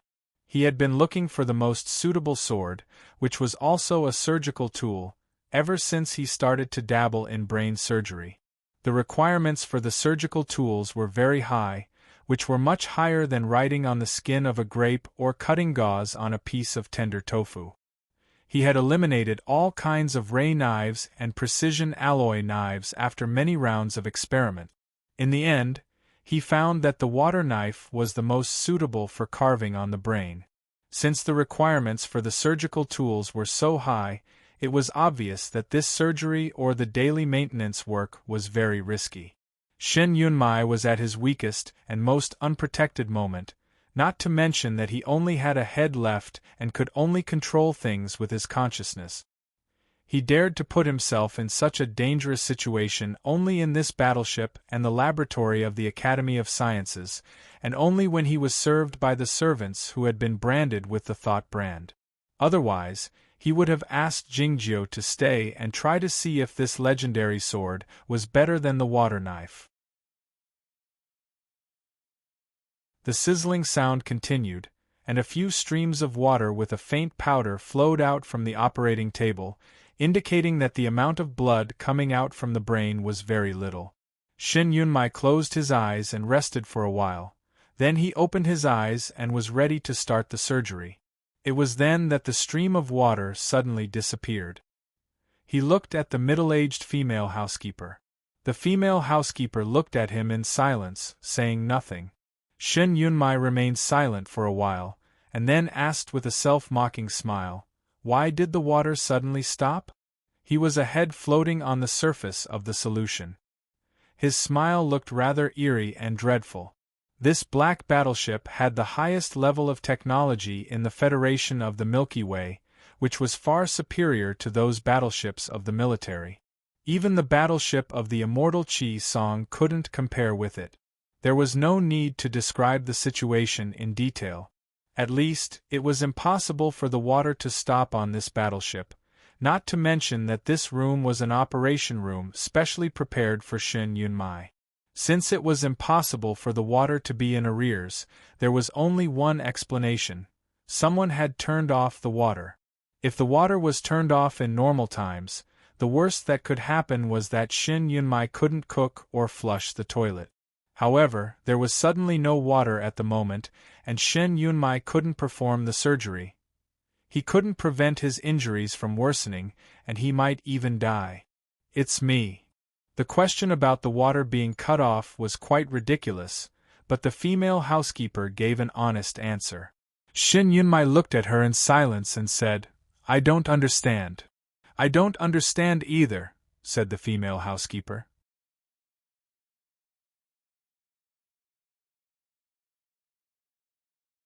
Chapter 882. This battleship was equipped with an information shielding system. If the intruder was detected, the information would be cut off automatically. The female caretaker and all the servants had an unerasable mental brand in their mind. The female caretaker had suddenly committed a traitorous act and intended to kill her young master, and she didn't even understand why she had done so. There was only one explanation for it. Someone had tampered with her mental brand. The answer was clear. After a moment of silence, Shin Yunmai asked, "Though I'm not very obedient and a bit crazy, I'm not a disgrace to him. Why does he want to kill me?" The female caretaker said, "My master doesn't have the intention to kill you. He just wants you to be obedient and not run around and make some bad friends." Shin Yunmai's voice grew cold as he said, "I don't have any hands or feet right now. Is it a good time to lock me up?" "Yes," said the female caretaker calmly. It was easy to lock a person without hands or feet up. He didn't need a cell. All he needed was an urn, a vat, or a barrel. In history, and even in real history, such a story had happened more than once. Thinking that Jingjiu used a barrel to lock him up and down, Shin Yunmai couldn't help but sigh resentfully. Along with this sigh, the female caretaker's eyes grew a bit blurred, but she regained her calmness in the next moment. She pulled up her hair to expose a piece of metal wire in her ear, saying, "All the attendants have set up a brainwave barrier. Young master, you don't have to try to control your mind. It's too exhausting and it's not good for your recovery." Shin Yunmai stared into her eyes, saying nothing. Pot, pot, pot, pot, pot. Countless explosions broke out in the quiet operating room, and the sparks flew everywhere. In the midst of the chaos, the plasma knife changed its direction noiselessly and stabbed toward the bottom of the female caretaker's ribs. Pa! A sharp weapon that looked like a flying sword without a handle slid down from the sleeve of the female caretaker. It cut off the tip of the plasma knife, and then pressed against the top of Shin Yunmai's head calmly. The humans in the Federation of the Milky Way couldn't cultivate the magic methods like the humans in Chaotian, nor could they ride the flying swords. Yet, they could cultivate and ride the swords in a different way. This housekeeper had served the father and son of the Shun family for many years and was influenced by them. She was also taught the Aoyama sword art and was already a strong practitioner in the early stages of the inherited night state. Now, Shin Yunmai had only his head left. He could only attack his opponent through the sword awareness or control the nearby equipment to attack him. No matter how one looked at it, he seemed to be struggling on his deathbed, revealing a sense of despair and indignation. Normally, it would be extremely difficult for the housekeeper to break Shin Yunmai's defense, even though she was an expert in the initial state of the inherited night state. The problem was that he had just used the plasma knife to cut a small crack in his brain's strongest protective shield. The housekeeper's sword was right there, ready to stab into his brain at any time and turn it into a ball of tofu pudding. The door opened and a dozen staff members in black uniforms walked in. They had cut off all access to the room, be it to energy or information. Then they moved everything out, from the surgical equipment to the tables and chairs. Then they made some simple physical barriers, replacing the electric curtains with cotton curtains, and hung them over the windows. Finally, the housekeeper put away her flying sword and roughly pulled off the silver stud on his earlobe. Then she led everyone out of the room. Along with a buzzing sound, a beam of pale blue light expanded from a dot into a ball and disappeared into the space. It was the image of the Higgs scattering after the gravitational field generator was activated. It seemed that nothing had happened in the room. In fact, it had been isolated into a completely independent world. It was completely dark. All the lighting equipment in the room had been taken away. Shin Yunmai was immersed in the solution with an indifferent look in his eyes. No one knew what he was thinking. For some reason, he didn't give up feeling when his body was being modified. So he could still feel pain, but he had lowered the sensitivity. He had felt pain when the Huanyu No. 3 planet melted the space crack, the explosion at the bottom of the sea, and his body was completely destroyed, but he didn't take it seriously. For some reason, the housekeeper tore his earlobe when she pulled off the silver stud, and the pain was so real. He wanted to reach out his hand to touch his earlobe, but then he remembered that he didn't have hands. He felt that his heart was a little empty, or maybe it was painful. He wanted to reach out and rub it, but then he remembered that he didn't have hands, and he didn't have a heart many years ago. Was a human without a heart still a human? Of course it was, but the heartache was a bit inexplicable. The dark world was not scary, and he had long been used to it. He could also see the light that others couldn't see, such as the residual discharge of the plasma knife, and the scattering from the edge of the closed curved loop of the gravitational field. From this point of view, being heartless and handless was not a particularly miserable thing. He seemed to be grateful that the old man was merciful enough not to gouge out his eyes. Oh, these eyes were precious. Of course, even if his eyes were gouged out and he entered the real dark world, he wouldn't feel afraid. He was a real Taoist practitioner who had pursued his own path since he was a child. The firmness of his Taoist heart was completely inversely proportional to his appearance of insanity.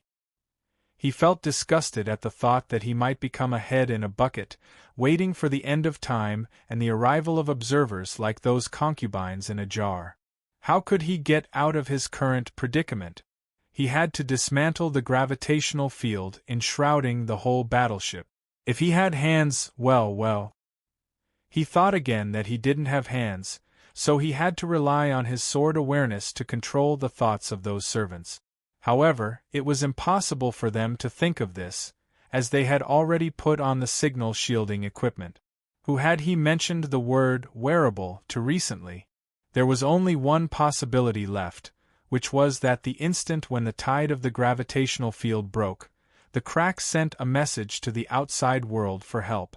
To ask for help, he had to find someone who was willing to help him. According to the common saying of humans, this kind of person was a friend. The problem was that he didn't have a friend. Shin Yunmai thought of this fatal problem while looking at the dark room and feeling isolated from the outside world. Then he thought of Jingjiu.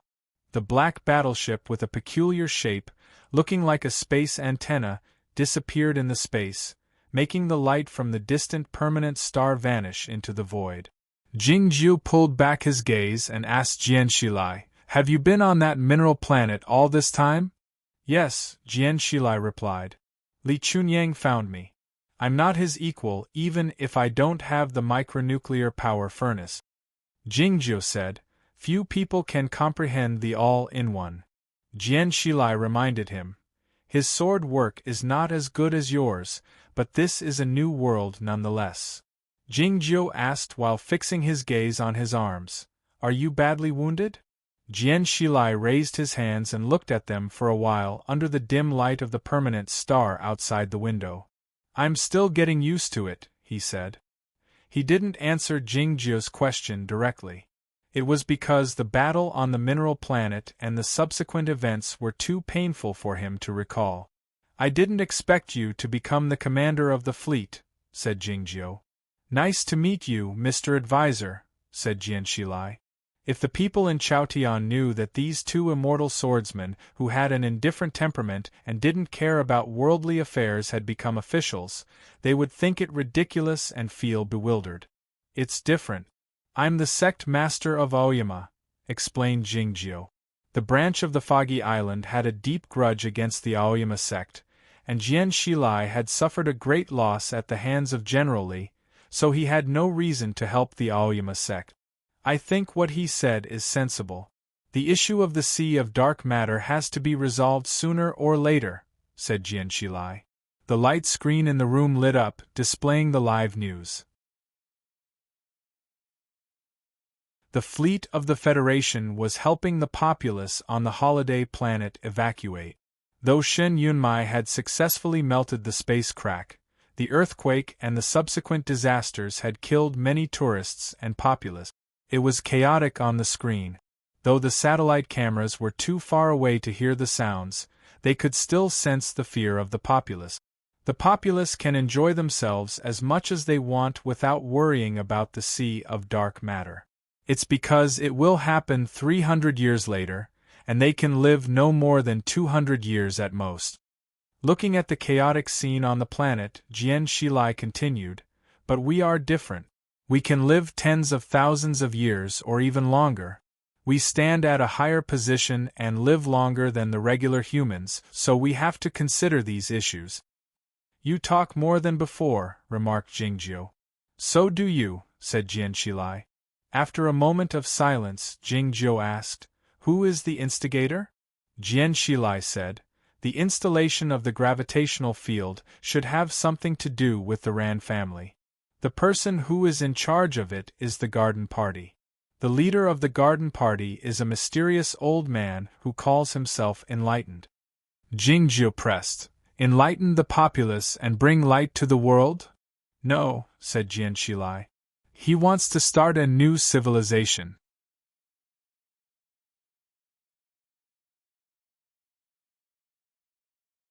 Chapter 883.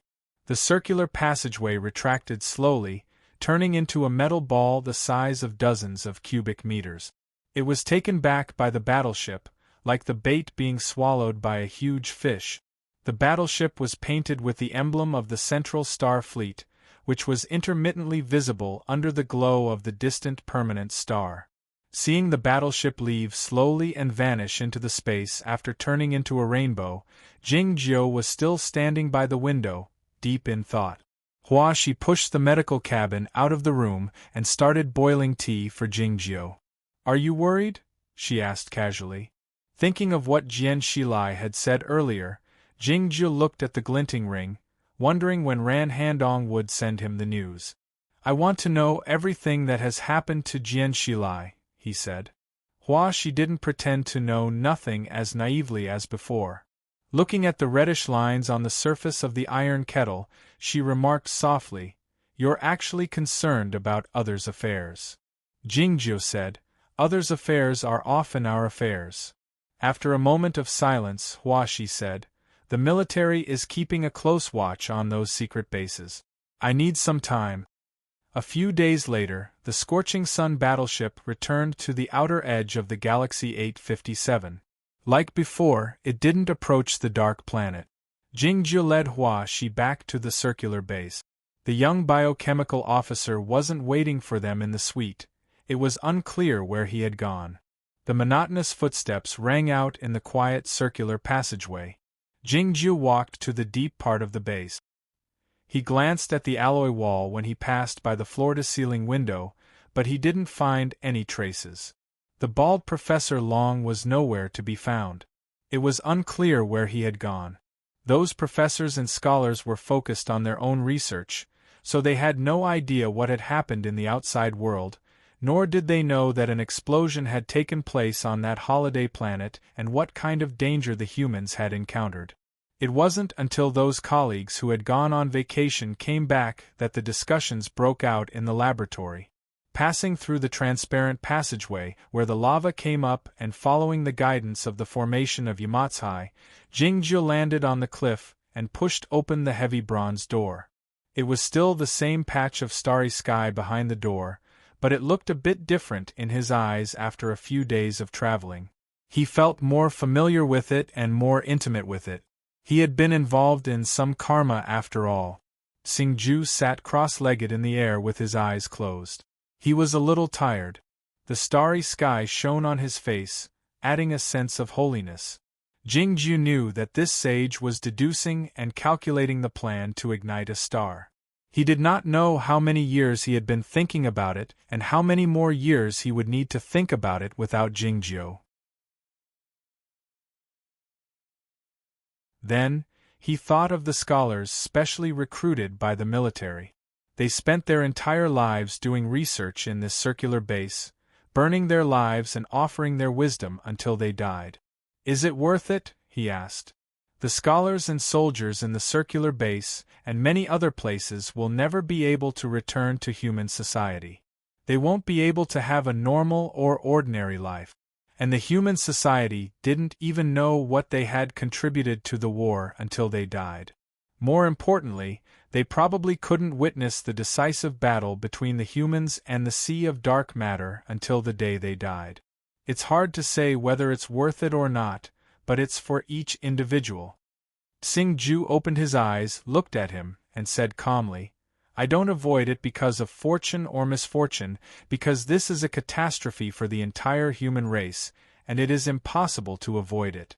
Therefore, I don't think of myself and the human race as very great. That's a good answer, said Jingjiu. Xingju said to Jingjiu in a gratified tone, Now that you're back, you should have your own answer. It was true that if Jingjiu wasn't willing to accept the request of the cocoon breakers and fight for the future of the human civilization for the rest of his life, why would he come back? As far as those scholars are concerned, such a life isn't too hard. They can meet like-minded colleagues and have access to the most advanced technological knowledge of the human civilization and the precious treasures left behind by the distant ancient civilization. It's hard to find such a happy life in the human society. There are many recreational facilities in the base, and they can also take vacations and have a family life. Of course, all of this is meaningless to you. Xingju turned off the tracking program of the space probe and flew back to the edge of the cliff. Why are you hesitating? He asked Jingjiu. Have you been managing this formation underground all these years? Asked Jingjiu. Xingju said, The closer the place is to Chaotian, the greater the difference in the flow of time. It's comparatively smaller in other places.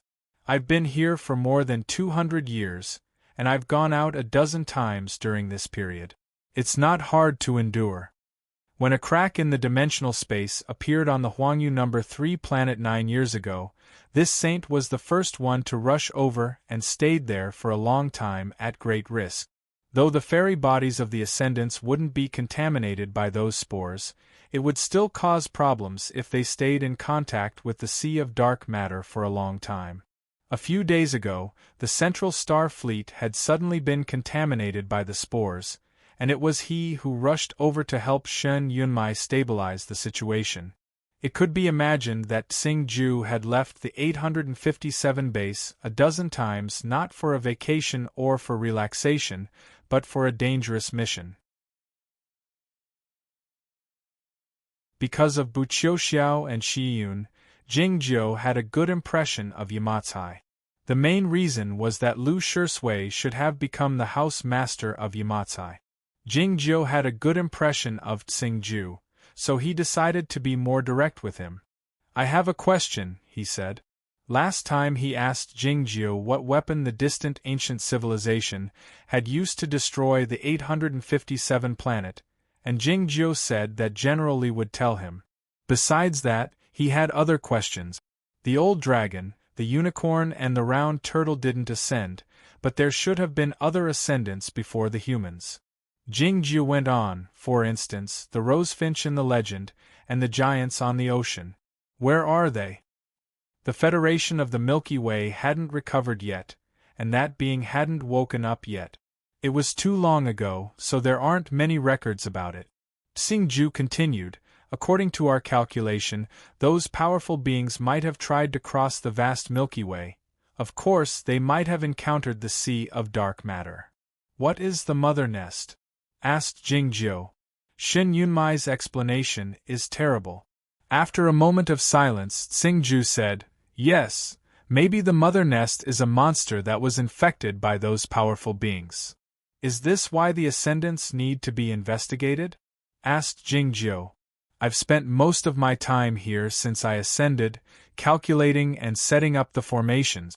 I have little contact with the outside world." Looking at the stars outside the cliff, Xingju continued nonchalantly, "You are in a special situation this time, which is why I joined the investigation. Speaking of which, it was my second time to go to the main planet when you talked to General Li in the Museum of Modern Art. What you said is correct. This is why the ascendants need to be investigated before they can be trusted. If the giants on the ocean and the rosefinch could be infected by the sea of dark matter and eventually become a formidable monster like the mother nest, why would the ascendants be an exception? If an ascendant didn't have the courage to commit suicide when facing the final darkness, he would become the greatest threat to the human civilization. The ascendants had to be investigated, and all of them had to answer the same question: do you dare or not? He would be accepted only if his answer was correct. Otherwise, he would be erased in advance. The ascendants who didn't have the courage to leave the vicinity of Chaotian, like Bai Ren and the disgraced fairy, were not in any danger. In comparison to this question, the difference between the orthodox and the deviant was not important. Though what Zhao Layer said sounded sensible, Jingjiu still didn't think so, saying, "It's ridiculous. The existence and destruction of a civilization requires caution. Though I can't completely accept what your Aoyama sect has done, I can understand it." Xingju went on, "Life is truly peculiar. The human nature is merely a hidden part of it. One can do anything to survive." Jingjiu suddenly asked, "Where is the Grandmaster?" It became deathly quiet in the area because of this question. Even the sea of stars outside the cliff seemed to be twinkling. Xingju was surprised. It took him a long time to calm down, saying, "I don't know." "You know," Jingju said. "I really don't know," said Xingju. "You should know," said Jingjiu. "Why?" asked Xingju, feeling baffled. Jingjiu said, "It's because you've been looking at this patch of the starry sky for more than 200 years. If you can't calculate it, how can you ascend?" Billions of stars hovered quietly in the space of the Earth's core. In fact, many changes were hidden in them. The changes were regular, and the regular changes would point to many points that people wanted to know. Looking at the patch of starry sky, Xingju remained silent for a long time before asking, "Why did you ask me?" "Because you trust me," replied Jingjiu. Xingju pulled back his gaze and asked while staring into Jingjiu's eyes, "What do you intend to do?"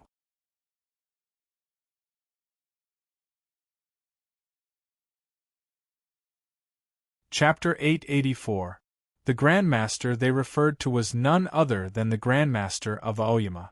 The Grandmaster of Aoyama was the first human ascendant. He created the sword work and left the sect of Aoyama, which had a supreme status in the cultivation world of Chaotian. General Li was the leader of the ascendants in this world, but the Grandmaster was the one who determined the path of the humans and the spiritual leader of the ascendants, and he was like a beacon of light. The Grandmaster of Aoyama was still alive, but nobody knew where he was. Jingjiu was a disciple of Aoyama, but it was odd that he would ask an outsider this question. Back in the game of The Path Toward Heaven, Jingjiu had asked General Li about the current situation of the Grandmaster, but he didn't ask him where he was. This was a habit of the cultivation practitioners, and it had something to do with trust. The Grandmaster of Aoyama was not in a good physical condition, otherwise he wouldn't have left behind Shen Yunmai, a descendant of his bloodline. In other words, the Grandmaster would be in danger if the other swordsmen knew where he was. As for why the other swordsmen wanted to harm the Grandmaster, nobody knew. Killing the Grandmaster of Aoyama was enough to excite some madmen. Jingjiu was certain that the Grandmaster of the Bloody Demon sect didn't know where the Grandmaster of Aoyama was until his death, and Shin Yunmai didn't even know where his father was. Jingjiu didn't ask General Li that question because he knew that General Li wouldn't answer him. It was because of the word trust mentioned at the moment. The Grandmaster is not in a good condition, Xingju said while staring into Jingjiu's eyes, a warning tone in his voice. Jingjiu uttered but it was obvious that he had no intention of withdrawing his question. Xingju said with furrowed eyebrows, he consumed a lot of energy back then because of the matter of that planet, so he's very weak. Jingjiu knew that Jingjiu was referring to the damaged planet, so he said, I know. Xingju furrowed his eyebrows even more, asking, why do you want to know this? Looking at the ocean of stars outside the cliff, Jingjiu said, you want me to do these things and ignite these stars, so I need to trust you. Xingju said, you should know very well that these words have no meaning before they are put into practice.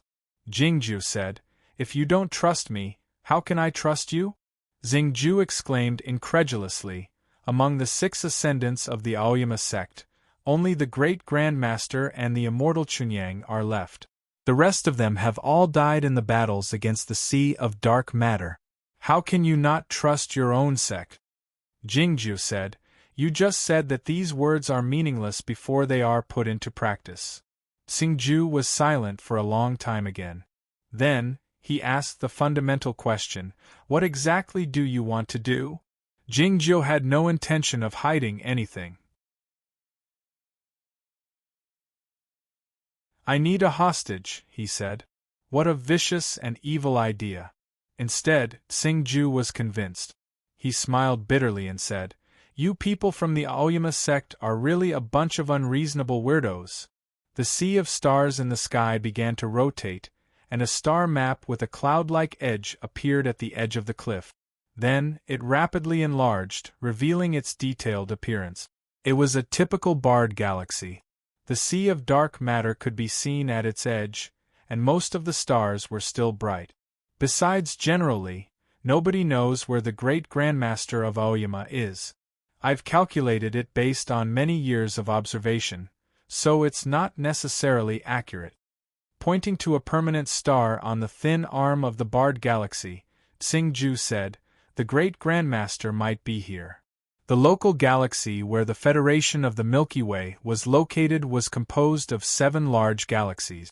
The barred galaxy was located at the farthest place, and it had an incongruous name, the Milky Way. Jingjiu didn't like to talk much. When he talked a lot, he did so in order to persuade others, and the effect was quite good. He was good at persuading the disciples of his big brother to betray him and making Yamatsai one of their own. Xingju, the 7th house master of Yamatsai, was not an exception either. He agreed to Jingjiu's request because he had the heart of a saint. The Aoyama sect had always acted in an extreme manner, and it was always a good thing to have an internal check and balance. At the end of the conversation, Xingju said the following to Jingjiu. This vacation is the last observation, but it's not what we are doing to you, but what you are doing to us. You've seen the Sea of Dark Matter, Huangyu number 3, and even someone like the young Master Shin is willing to sacrifice himself. The purpose of cultivating is to ascend, but nobody knows what the fairy realm looks like before the ascension. The Federation of the Milky Way is not the fairy realm, but it's a beautiful place. It would be a pity if it became a graveyard. I'll persuade Chao Yuan, and I hope you can join this great cause. Isn't it a kind of happiness to turn the hell into the fairy realm and find the direction of the path toward heaven?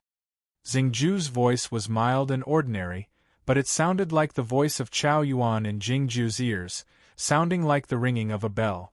The ringing of the bell seemed to be echoing in his ears even after he returned to the suite. To put it bluntly, it sounded like the sound of a fly, which was rather annoying. Hua Shi poured a cup of tea for Jingjiu and asked, "Are you going to stay here?" He uttered while looking at the black and white barren land outside the window. Looking at the spot where the plasma beam broadsword had been, Shun Yunmai cursed in his mind. To put it more precisely, he cursed in his consciousness, which had nothing to do with his heart. The last traces left by the plasma beam broadsword had disappeared 17 minutes and 44 seconds ago. The gravitational field had been closed for a long time, and it was in a stable state. The discharge was no longer visible, and the outside particles were blocked from entering the room. As a result, the room was in absolute darkness. He had seen a lot of bullshit descriptions like, absolute light is absolute darkness. He had always scoffed at such descriptions, thinking that these stupid authors didn't understand the difference between the beauty caused by the high-speed movement of particles and the terror caused by the absolute silence. Yet, he felt like cursing at the moment. He had been imprisoned for 7 days. He had tried to escape during this process, but he couldn't think of any way to escape. The gravitational field alone was enough to dispel all his ideas, not to mention that the servants were all wearing the devices that could shield the consciousness waves. All he could do now was wait for the arrival of the tide of the gravitational field. The problem was that nobody had been able to predict the arrival time of the tide of the gravitational field. It was an absolutely random phenomenon, which was enough to infuriate all the classical physicists. He couldn't do anything except pray. The question was, who was he praying to? Was it the dead ancient god, or the old man who was hiding somewhere? It seemed that a great and objective will had heard his prayers. A few faint flares appeared in the dark room. Were they the signs of the tide of the gravitational field, or did someone come to bring him food? He didn't need to eat, so nobody would come to bring him food. So, the moment had arrived. Looking at the flares in silence, Shun Yunmai summoned an object from his messy hair with his psyche. It was a folded paper crane. It was no bigger than a grain of rice even if it was flattened. Jingjiu patted Shin Yunmai's head when he sent him back to the battleship. It was then that Jingjiu hid the paper crane in Shin Yunmai's hair. Shin Yunmai was a swordsman in the starry sky who had been mechanically modified, and he was also a peerless genius who had learned Taoist magic arts and swordsmanship. It was natural that he knew how to use the paper crane. The moment the tide of the gravitational field appeared, a tiny crack in the space appeared in the dark world. The tiny paper crane burned into smoke and entered the crack. It passed through the crack and went to the cold and boundless universe. The crack in the space disappeared instantly, and the world returned to absolute darkness. Shin Yunmai was not as anxious and irritable as before. He was much calmer now because he had hope. It was a pity that the existence of hope was sometimes to make the despair more painful, and sometimes it was just an illusion. A wisp of ancient, faint, and indestructible divine awareness came from a distant place. It penetrated the gravitational field in an incomprehensible way and landed in Shin Yunmai's consciousness. Shin Yunmai's face couldn't turn pale, but the microchip in his brain started to discharge abnormally, and his calculating ability was severely reduced. All of these indicated a strong spiritual impact. The spiritual impact did not come from the divine awareness, but from the anger and restlessness in his body. It was obvious that the divine awareness could have destroyed the paper crane easily. But why didn't anything happen? The paper crane had disappeared in the cold universe. No matter how many days passed, it would surely fly to Jingjiu's side one day. Why didn't the owner of the divine awareness stop him from sending the message? Jingjiu is too lazy. He is as immovable as a mountain, and there is no weakness. I have to find a way to make him move. Do you think he cares about my life or death? It might not be enough for him to come to the West, but you are his friend. We are not friends. People like Jingjiu don't have friends. I didn't expect that either. Now I finally understand that when I set you up, I wanted you to be the second Jingjiu. That's why you two were naturally close. What on earth do you want to do? Even if you don't know why you want to mess with your most talented and outstanding disciple, why do you want to mess with me? It's not like I'm going to help him. You're going to help him, but it's not important. Only by erasing other possibilities can the probability be reduced. I get it now. It turns out that I'm a substitute. Though I don't know what you want me to do with Jingjiu, I don't need to exist now that he has appeared. If his path doesn't work, you still need me. As I said, it's a mathematical problem of probability collapse. Besides, I'll restart you when I need you. But Father, you're not a god. Having said this in his consciousness, Shun Yunmai refused to communicate with the divine awareness again. He closed his eyes and switched off the switch of consciousness, falling asleep. The battleship continued to advance toward the depths of the universe. Due to the gravitational field and the special coating, it didn't reflect any light. It looked extremely dark, like a black coffin. You're tuning into the Phoenix Nights YouTube channel. Don't forget to subscribe and join us on this journey to catch the most captivating stories.